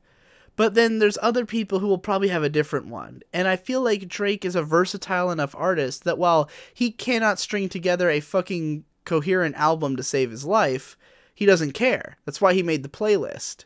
You know, his More Life album was sold as a playlist, because it's just a collection of songs that he did in all these different styles, and you're not meant to like all of them. You're meant to like which ones you like and buy those songs. That is the nature of Drake's genius, that I think is perhaps being underappreciated, and everybody accusing his playlist of just being a bad album. Like, people keep acting like, oh, he's just using that as an excuse to release a bad album. And it's like, no, he called it a playlist for a fucking reason. It's a playlist. It's just not an album. It's just a bunch of songs that were collected this way so that they could have the, you know, the accolades that would be awarded to such a thing, you know, or to be saleable in some form. You know, because, like, the concept of releasing a bundle of tracks is a thing that exists in the world, and so therefore it is done that way, even though it's not an album, you know? I got to thinking about this just because I've been really stuck on these 2 Post Malone songs. His current single, which is a huge hit, which is Rockstar, and then his previous song Congratulations, which both of which are songs I really, really like. I think they're both fantastic songs. They're very Lil Yachty-esque, when he's at his best, I should say. Not good to be Lil Yachty-esque anymore, but those two songs are fucking great, but the rest of his music is all dog shit. Like, his album is fucking terrible. And although there's probably a second album out by now, and I'm curious to see how that'll go, because like I really think Rockstar represents like a huge leap up in quality for his music. So if the rest of the album's as good as that song, it will be a good album. I have my doubts about that, but we'll see, you know. But yeah, like those two songs I really love, to the point that I can even say like I generally like Post Malone, even if I don't like the vast majority of his songs. Like, I like those two songs enough that I have goodwill towards Post Malone. You know, I have goodwill towards the band Hum because they wrote Stars, and I love Stars, you know. Even if I wouldn't go out of my way to say like a favorite band, or like even a really good band, or recommend them to anybody, just listen to that song, you know. And as I develop a further and further poptimist taste, as opposed to the rockist taste of always preferring albums, you know, these days I don't care as much if a band can write a cohesive album. Like, I probably won't consider them a favorite unless they can, but like, I am much more willing to hunt down a single and just listen to that, you know, just have that on my fucking iPod so that I can hear that good-ass song. I don't know if I concluded that sentence. It went on too long, and I got confused. So that's it for this topic. Okay, I'm going to hit you guys with the kind of idea that is the reason I always tell people I will never run out of ideas. People are always concerned that I'll run out of ideas because I make so many videos. Now, if you couldn't tell by literally watching this project you're watching right now, where you're currently in the 3rd month of me having a video come out every day, of just random fucking ideas that I have, and that are all recorded in the span of a few weeks in November and December, then you know, now you know. That was once again a sentence that went on so long I couldn't remember how I was supposed to resolve it. So I get these ideas that I couldn't possibly make like a full analysis video about, or like shows that I watch and like I have things to say about it, I just don't know how to make it relatable to the audience. And here is one such case. I'm going to tell you about the anime series Kanon, because I was thinking about it, and this is a show I had really loved while it was airing. I was a huge advocate for Kanon because it's a Girls with Guns show that has a heavy Yuri focus and badass action scenes. And in many ways, it was very similar to the Girls with Gun shows that B-Train did, all of which I had wanted to like and ended up hating because they were just so badly made. But this show, which is by PA Works, who has a lot of B-Train staff, like they came from B-Train, is doing the same type of show, but with the kind of production values I've always wanted them to have. And with Masahiro Ando directing, who is like the best fight director in the fucking industry, you know, every show he directs has amazing fight choreography in it. So the action's great, the visuals are great, it's got Yuri elements to it, just like all those fucking Girls with Gun shows from B-Train. It's everything I've ever wanted, right? But there's one aspect of it that I think I kind of forgot until recently. I was reminded of like the biggest probably reason that I valued this show, and also the hardest one to explain to people, which is the fact that Kanon and Alphard, the main character and main rival, are performed by Miyuki Sawashiro and Maya Sakamoto. Now, not only are these two of my favorite voice actresses, but they're two voice actresses who I constantly confuse, because both of them are known for their sort of surly voices that they can do. Like, Miyuki Sawashiro, she can play an insane range of characters. They both can, really. But Sawashiro is often playing, like, tomboy characters, because she's really good at that. She often plays, like, action girls, you know, like, she's Kanbaru Suruga from Bakemonogatari, a show which Maya Sakamoto is also in as Oshino Shinobu from season 2 onwards, you know. She plays, They both play characters in Arakawa Under the Bridge as well. They both tend to appear on Shaft shows, as well as making appearances together in other shows. But like Miyuki Sawashiro, I know her as like a tomboy voice, and her voice is fairly similar to Maya Sakamoto's, and like I could pick them apart. Like I can tell the difference between the two, but if I'm not sure which one is in a show, like if I'm listening to a show for the first time and I hear one of their voices, I'm not sure which one it is, and I'll sit there and struggle with it for a little while. Sawashiro is a little bit easier to detect, but sometimes I think Sakamoto is Sawashiro. I rarely think the other way around. But so yeah, these are two voice actresses who I associate very strongly with each other. And so to have them perform as rival characters was a really big deal to me, because it was like they're basically like almost evenly matched fighter girl characters. Like they both use guns. They're both like badass and very fit. Like they're both definitely like tomboyish characters. They're both in like sort of pseudo lesbian scenarios, which these actresses find themselves playing those kinds of characters a lot, because of, again, the husky voices. And like it seemed like such perfect casting to me. Like, pick these two actresses who sound relatively similar and who can both do this role incredibly well. And I also liked that Sawashiro's the main character, but Sakamoto's the more powerful character. And I like that because Sawashiro is way more popular. And I was a bigger fan of her at the time because she had played more characters that I love. But I've always kind of liked Maya Sakamoto's voice a little bit more. She's just not in as many roles, and certainly not as many roles that I am a huge fan of.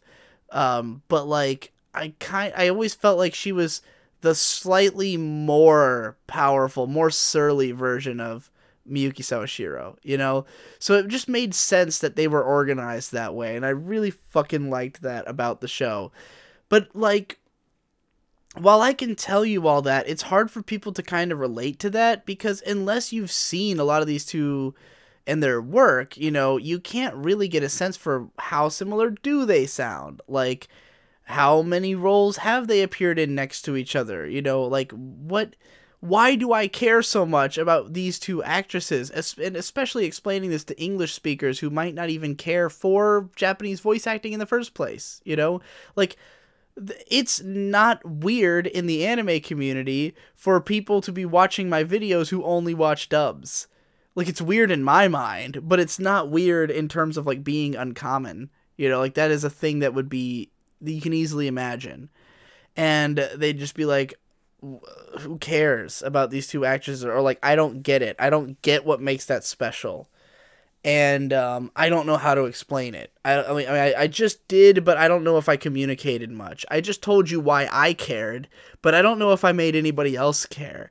And that's why I have a lot of ideas like that. Like, I have a lot of shows that what I find to be the most interesting aspect of them is something that I haven't figured out how to communicate yet.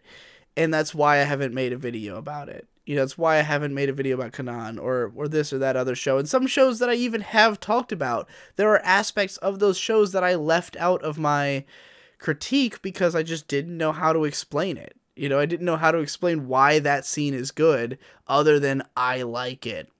So that's why I feel like I've got this infinite amount of ideas, because it's not as though I have made videos about every idea I have about every show. It's, in fact, the contrary. There are shit tons of ideas I have about shows that I just don't know how to explain, and that was one of them. So that's all for that. Sometimes I fucking hate being a participant in the culture of humanity, just all around. Like, I look at things that are happening, and I hate that I'm a participant in it in some way. Like, just implicitly through happening to be here, happening to be in culture, I have to participate in it, and that disgusts me in my core. And now there's times when I think that disgusts most of us. Like, you think about what produces diamonds, like these fucking civil wars in Africa and all this fucking like slavery and shit going on over fucking mining diamonds. And we, every second we're not like burning down a diamond store, we are being complicit in that in some way, or at least just be participating in it. We're in that culture, like that's where we live.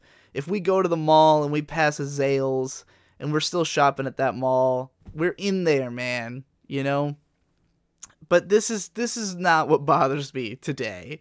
I'm not talking about fucking diamonds, blood diamonds. No, I ain't talking about that high and mighty crock of shit that I just fucking spouted. No, what I'm complaining about is fucking Rick and Morty. Rick and Morty was the death of culture for me. One of my favorite shows of all time. Let's get that straight. Rick and Morty Season 1, when I watched it, blew my mind to smithereens. It was my favorite show ostensibly ever since, though I'm not as in love with it as I was for a while. But I really fucking loved Season 1 to death, and I watched it like 4 times. Season 2 came out, and I followed along with it. And this is where the problem started. Because by this point, I had established myself as a Rick and Morty fan. That was a thing that I had done. I'd gone out into the world and said to people, I'm into Rick and Morty. So, let me participate culturally in Rick and Morty. I followed the Rick and Morty page on Facebook. I was in the trenches with Rick and Morty. Because it was a young fandom. And I was right there on the front lines, ready to spring on others and drag them in with me, so that I could participate with them. Forgetting, of course, that the worst part of consuming art is the part where you share it with others. The basis of my whole career is what I'm saying. I mean, how many people has the worst part of a show that they watched been having to watch my negative review of it afterwards? I'm sure many, I'm sure there's a lot of people who have felt that way. And it's got to be like that for somebody. And sure, maybe sometimes interacting with others is the best part of a show you watched. I feel that still, to at least to watching stuff with my girlfriend. That feels like the best part of it, is that we did it together. But the overwhelming majority of human connection I formed through art is of a negative variety. So I'm in this Rick and Morty fandom, holding down the fort. And this isn't a fandom with like a concrete culture. There's not a forum that everyone in Rick and Morty fandom's on. It's not a fandom that's like a fucking cult yet, It's just a bunch of people who individually like this show and are hoping to get more people on board. Well, in Season 2, you start to see the seeds of fandom. This is where people start expecting to hear about my opinions on Rick and Morty, where I'm getting messaged about it each week on Twitter. And I'm starting to regret it because what I had with the show before was much more pure. And part of it was that I never was able to make an analysis video. I was never able to explain my thoughts on Rick and Morty to the world. Like, people knew I liked the show, but nobody ever knew really why or what my thoughts on it were. So I hadn't yet become like, an internet narrative person about my opinions on Rick and Morty, and then at some point I slowly did, because the show was picking up steam. Now people were talking about it. They were looking for voices to share opinions, So what went from this solitary experience I had with the art, of me and this piece of art communicating directly and developing this deep relationship, now that relationship was being spread amongst others, And when it really started to, affect the work for me was one night when immediately after the episode aired, someone tweeted at me a spoiler, thinking that I had definitely watched it while it was airing, since I had been doing so for the prior weeks, when actually I was just about to watch the episode. Like, I literally was going to watch it just right after it had aired. I just had missed it. for some reason. And so I end up seeing this spoiler, and it really colors the episode for me because it's the Mr. Poopy Butthole episode 4 of season 2, which was the first one I hadn't actually seen yet. Up until that point, the first 3 episodes had all been leaked, so I had seen them, already. Plenty of times, in fact. But that was the first one that I was watching raw, and it really affected my perception of the episode because it's obviously a mystery and you're obviously not meant to know this twist, you know? And while I don't particularly even value that element of it, like, I'm sure that the twist ending wouldn't have had, like, a huge effect on me. It would have just been one more thing that happened in the episode with all this other great stuff. But it was just the fact that it was so obvious in the way the episode was written that you're not supposed to know this mystery. They really wanted that to be the case.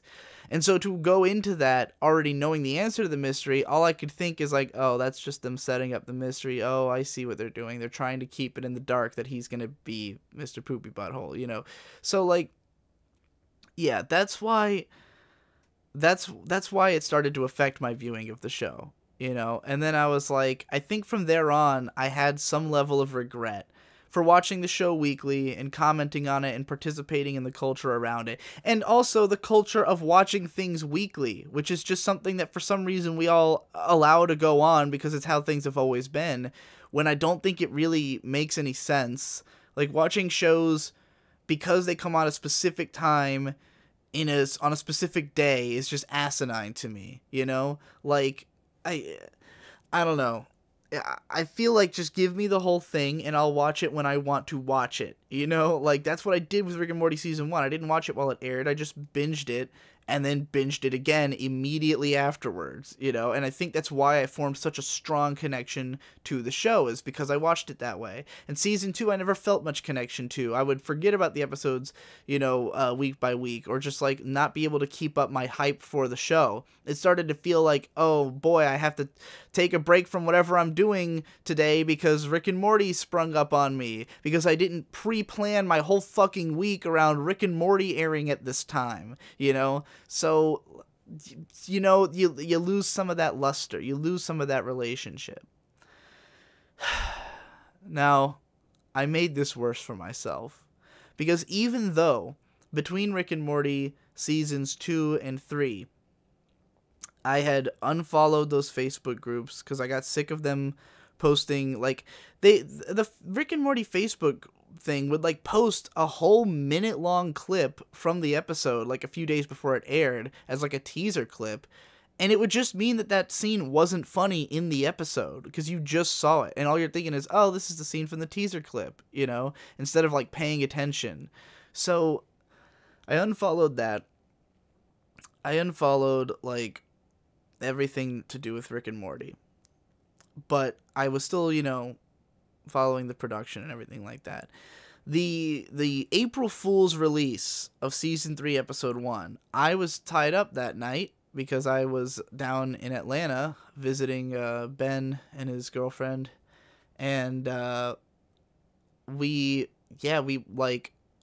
weren't available to watch it, so, like, I didn't end up seeing it for months, and now everybody's talking about it, and it's very clear that, like, the hype surrounding Rick and Morty has exploded. Like, this is now mainstream. This is now, like, something that everyone's following, everybody cares about, and it's on everybody's mind, And so, like, that level of excitement kind of going on behind my back, it's hard to get your individual hype back again, Like, before, it was like, I'm a part of this. I'm, like, one of these few people who's been touched by this piece of art and is spreading the word about it. To now, it's like, I missed a hype wave, And you can never get it back. Once you've missed that hype wave, you're always behind the hype, So I fell behind the hype on Rick and Morty. And now everybody else was riding that wave, and I'm just back here going like, all right, well, I gotta catch up on that episode, Finally did it months later, and I, of course, had already heard what happens in the plot by then. So, I was just like, all right, how are they gonna do it? And it was a great episode, but just, I couldn't get that impact that I would have had seeing it on April Fools, you know? And having the resolution to this story appear before my eyes before I'd seen anybody react to it, you know? Like, even just knowing that it's supposedly really good, like, that's enough to tell me a lot of things about the episode. Like, nobody would be saying that if they hadn't resolved the prison arc from the end of season 2. You know, so I knew that was going to be resolved, because how could it not be if people are saying it's good, you know? I'm behind the hype wave. I know what's going to happen.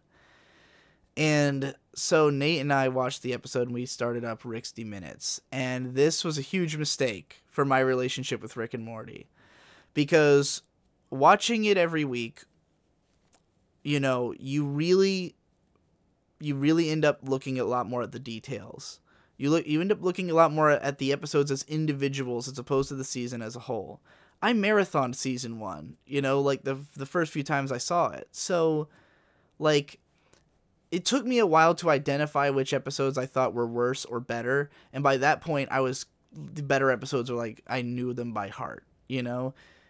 And with season 3, it's like an episode comes out that's kind of mediocre and you recognize it immediately because you have to do a podcast about it and, like, you know, explain your thoughts. You're watching it in that sort of mindset. And so we go into the podcast, you know, and, like, if we were negative towards an episode, then we got a little bit of backlash on it. Because whereas we've been thinking about this show very hard for years and coming to conclusions about what we want and don't want from it, other people are coming in new and have just marathoned the show, and they haven't recognized any places where it's been at fault before, so they don't understand that it would have a fault now unless you're trying to say the show's going downhill, and they don't think it has, because they've just marathoned the whole show, and they know it's overall been great the whole way through, and this has been no different, you know? But, anyways, and that's just one specific example of a type of person who might leave those kinds of comments. But so you get some commenters like that, and they disagree with your opinion, and now you have to defend yourself. And now you have to mentally defend the idea that you thought an episode of Rick and Morty was mediocre. Suddenly you've become the opposition. Now you're writing against the hype wave. That you're trying to tell people that this thing that you helped to inform them was amazing is also not perfect. And you are fighting against that tide. Even if you're not really engaging with, like, a ton of comments or anything like that, even if you're not, like, you know, actively fighting, that's just the switch that's been flipped in your brain. Like, you have to be ready now. You now have put yourself in that position that if people are gonna, you know, if people are going to say that the show is perfect, you now have reasons to debate them, you know? And so you simultaneously find yourself with the show tarnished in your mind a little bit. Like, it's not as good as it used to be because you've had to watch it in a way you didn't want to, and you've interacted with people who have, you know, caused you to look at it in an even more negative light. And then the memes roll out. And, good lord, the Rick and Morty memes. So, you've got people who are memeing why the show is good, people who are memeing why it's bad, people who are memeing this and that shit about it that is probably part of the appeal for you, but they're memeing about how that's all the show is. Like, that's not the case for every show. But, you know, they're memeing all this shit. And now you gotta defend yourself from the memes, and you're not even sure which side you're on. Because some of these people do seem fucking retarded. These people who are, you know, going to fucking on treks for Szechuan sauce and all this bullshit. And, like, saying, to be fair, you have to have a very high IQ to enjoy Rick and Morty. Which, like, you know, I love that meme because that guy who was probably being completely serious is being a fucking idiot, you know? And that's what makes that funny, is that we're mocking the guy who was on Rick and Morty's side. And even I feel that, you know? So, like, how on its side can I be after feeling that, you know? just it's just this the culture around it slowly poisons it. And then I walk into FYE, and there's literally at the FYE in the mall near me, there is a fucking stand, like a huge table spread of Rick and Morty merchandise. There's like 8 t-shirts. I remember when like the only Rick and Morty t-shirts were like ones you had to buy online. They did not sell them in stores at first. The show blew up through social media mastery, where they made like an iPhone game, they had like interactive websites, they had a really strong Facebook social media, they had shit like that. So like that is why the show blew up, and it was genius the way that they did it. But now we are in the big leagues, and it's not a cute little website that you go to and it takes you through like an alien world. Now it's the fictional cereal from the cereal commercial is literally being sold at FYE. They have boxes of actual cereal themed around the fake cereal commercial in Rick and Morty. And I can't tell if I think that's awesome or the worst, because it's simultaneous, like, and I don't know if I'd feel differently if it was on Rick and Morty's website, like if they had just launched their own thing of that and if it wasn't in FYE. I don't know how much of this is just me being a fucking pretentious asshole who doesn't want to know that something I connect with also connects with millions of people and in different ways. But nonetheless, I walk in and I see this Rick and Morty stand, and you can buy your Pickle Rick plushies and your fucking whatever fucking piece of apparel you want. They got it with Rick and fucking Morty on it, And now it's like this isn't why I liked Rick and Morty. It wasn't because the show had memes that would make for a good cereal box or a good plushie, Like, I enjoyed Rick and Morty because of the complete package of the TV show. I loved the combined vision of Justin Roiland and Dan Harmon that was so obviously evident. Two guys whose career I'm very familiar with, having known Dan Harmon for his work on Community, which is one of my favorite shows. Having known Justin Roiland, both of them actually, for their work on Channel 101. With Justin Roiland having played fucking Christopher Cross in Yacht Rock. How many people know what the fuck I'm talking about? Like, I have a connection with these guys and with this show, and I feel like I get where it's coming from. It's got a similar headspace to mine, but a little bit older perspective, It's something obviously written by guys in like their late 30s, early 40s.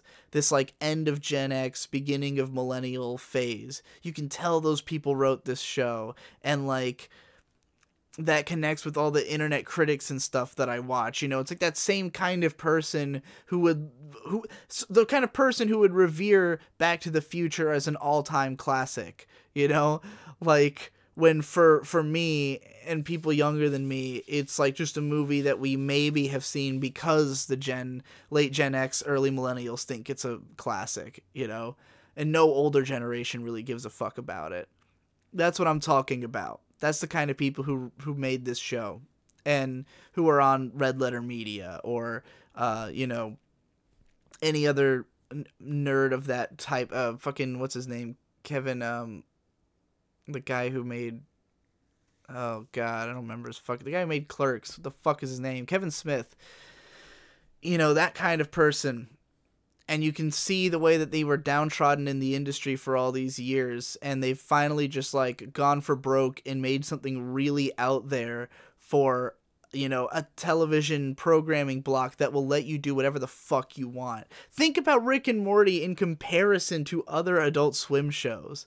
Like, most of them are these like ultra low effort, like bad fucking Flash animation shows with the most fucking weird senses of humor, the most weirdly specific senses of humor that you'll ever see. And you're like, how do these shows even get greenlit? And on that same network is Rick and Morty, a show that is regarded by many as like the best written show on television, that like serious film critics are heralding as like a masterpiece of television. And it's on Adult Swim because even though it's that well written, it's still so fucking weird that it could never be on normal TV, you know? And it takes people who can look past the weirdness and see the underlying greatness of it to then inform the rest of the world, you can like this too, because it's mind-searingly well written in the same way as those other shows you like Game of Thrones, you know? Like, you can lure people in with that and then hit them with how weird the fucking actual thing is, you know? And people end up buying into that because they buy the whole package. And now the Rick and Morty memes are everywhere, and it's just culture now, you know? And I can't connect with that as much as I could what I had before, I think. I don't know if I can connect with Rick and Morty on the t-shirts of every nerd in a 5-mile block of me, you know? It's just not the same. God, I'm fucking losing my mind. Okay, fucking Velveeta and Mountain Dew. I wrote this down the other day. I wrote down something about Velveeta and Mountain Dew and the similarities therein, because both of them are very bad for you. Velveeta is a type of cheese, by the way. It's a cheese brand. They've got their very own distinct cheese type. I know it very well because I eat Velveeta cheese and shells all the time. It's been a staple of my diet since I was probably since I was 10. It's just something that, you know, I'm a big fan of macaroni and cheese in general, and Velveeta cheese and shells is my favorite homemade form of it. By homemade, I mean, you know, like home prepared, not literally homemade. It's quite the opposite. The cheese that Velveeta makes tastes like chemicals. Like, it doesn't taste like something natural. It tastes like something is not supposed to taste. It tastes a way that things shouldn't taste. It tastes poisonous. It tastes bad for you, but it also tastes really good. And that's a weird combination. There's lots of stuff that you know is bad for you, but it tastes good, like unequivocally, like a lot of dessert items. You know, ice cream, you don't taste that it's gonna make you feel sick. You know, it just tastes good, for the most part, depending on the ice cream. And likewise, like fast food, on the other hand, I don't know why I said likewise when I meant on the other hand, they have opposite meanings. You go to a fast food place, and it tastes terrible and also like it's going to kill you. It tastes exactly like what it's going to do to you. You're eating it for sustenance. You're eating it because parts of it vaguely taste good, but mostly it tastes like death. And I feel like Mountain Dew and Velveeta cheese and shells strike this weird balance of tasting like death, but also tasting good. Like, either one of them doesn't taste deathly enough that I would stop, you know? Like, when I eat fast food, if I get full or I just feel like I can't eat anymore, I stop, because I'm like, I know this is gonna do bad things to me, you know? Like, it's time to stop when I get to a certain point.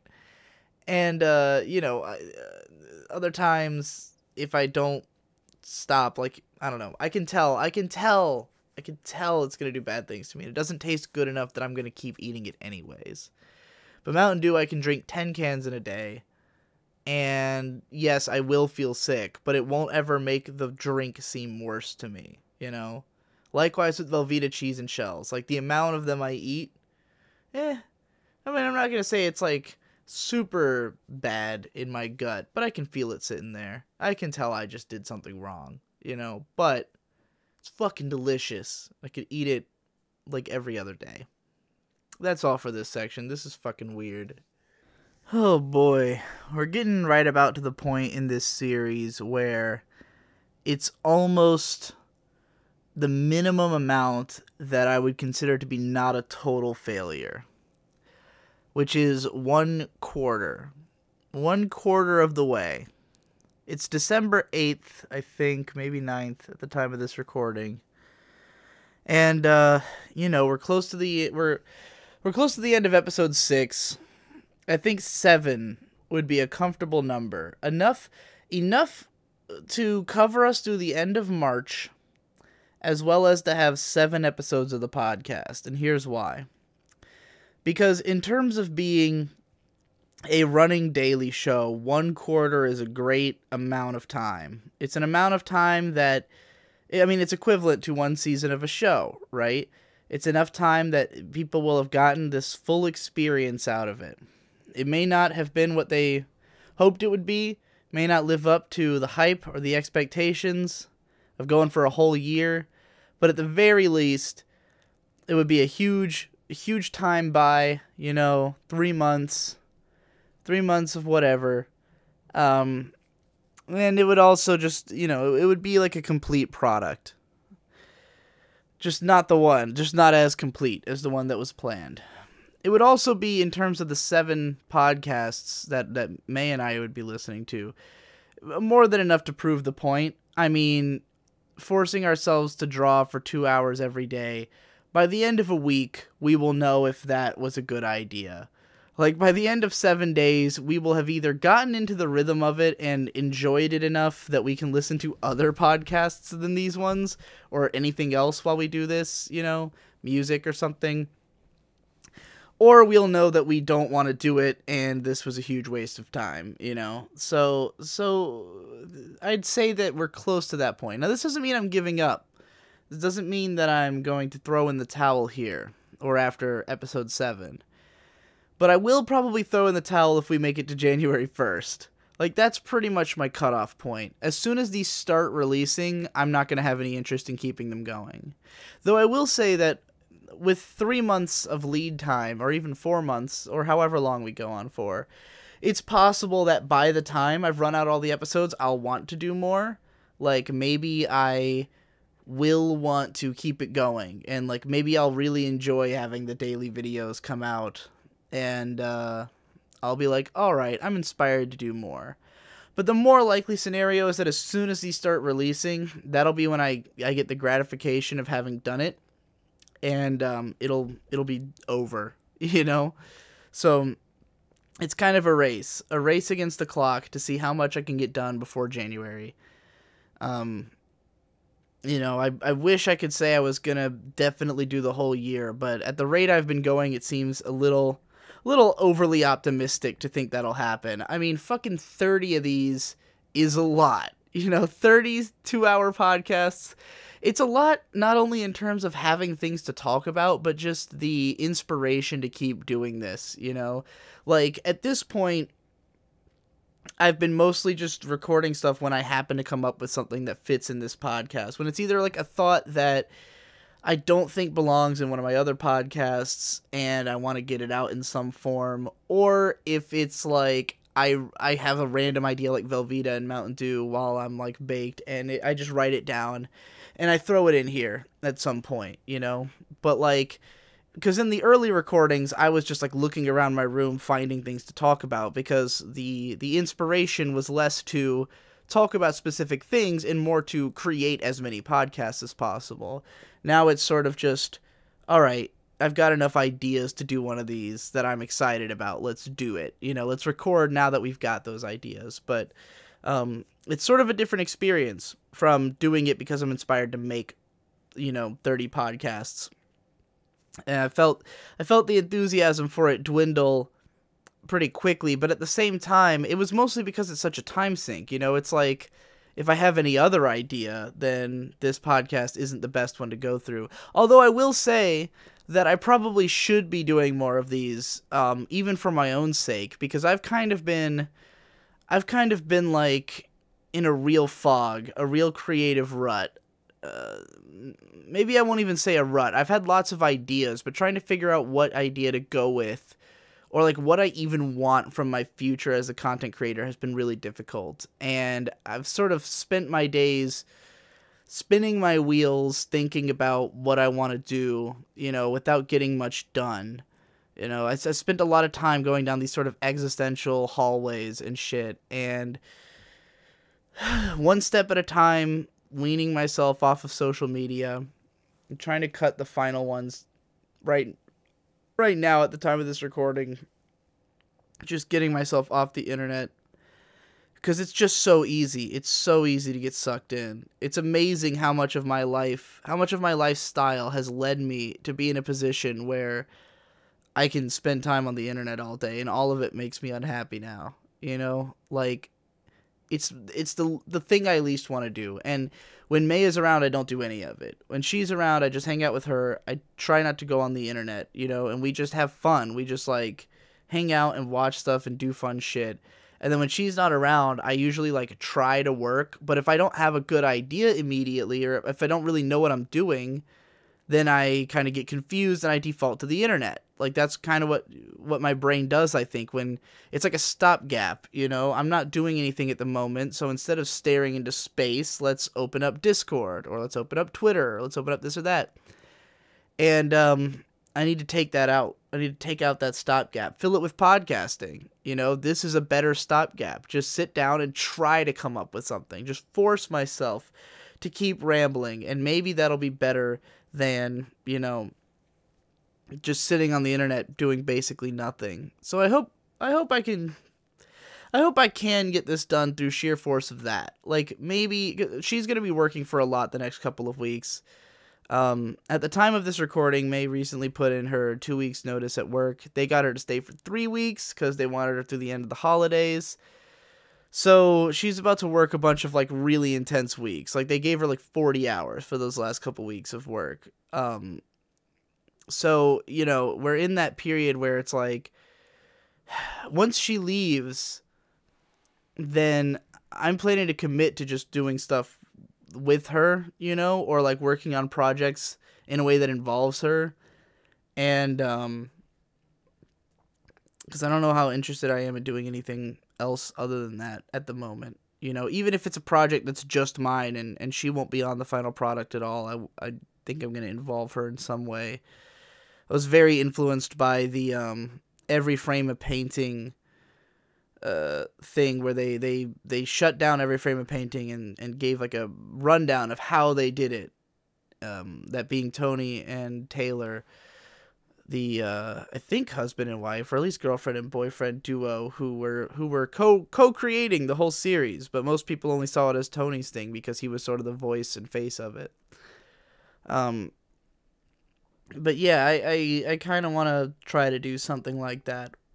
But anyways, the point being that I have a lot of ideas for when she's done working. But as for what I'm doing until then, it's very murky. I don't entirely know what I want to do. I don't really know what I want my career to be in the near future. So, hopefully I can fill more of that time with these podcasts. Although it can be difficult because this room that I'm in just gets to have the weirdest climate. Like right now, it's like stiflingly hot and the air is really still. And like the computer fan's kind of loud, and oh god, it just feels super high pressure. This room feels like it's weighing in on my brain, and I've got a fucking headache, and I tend to get these headaches all the time. Like whenever May's not around, by the time she gets home, I've usually got a fucking headache, just from whatever I've been doing over the course of the day.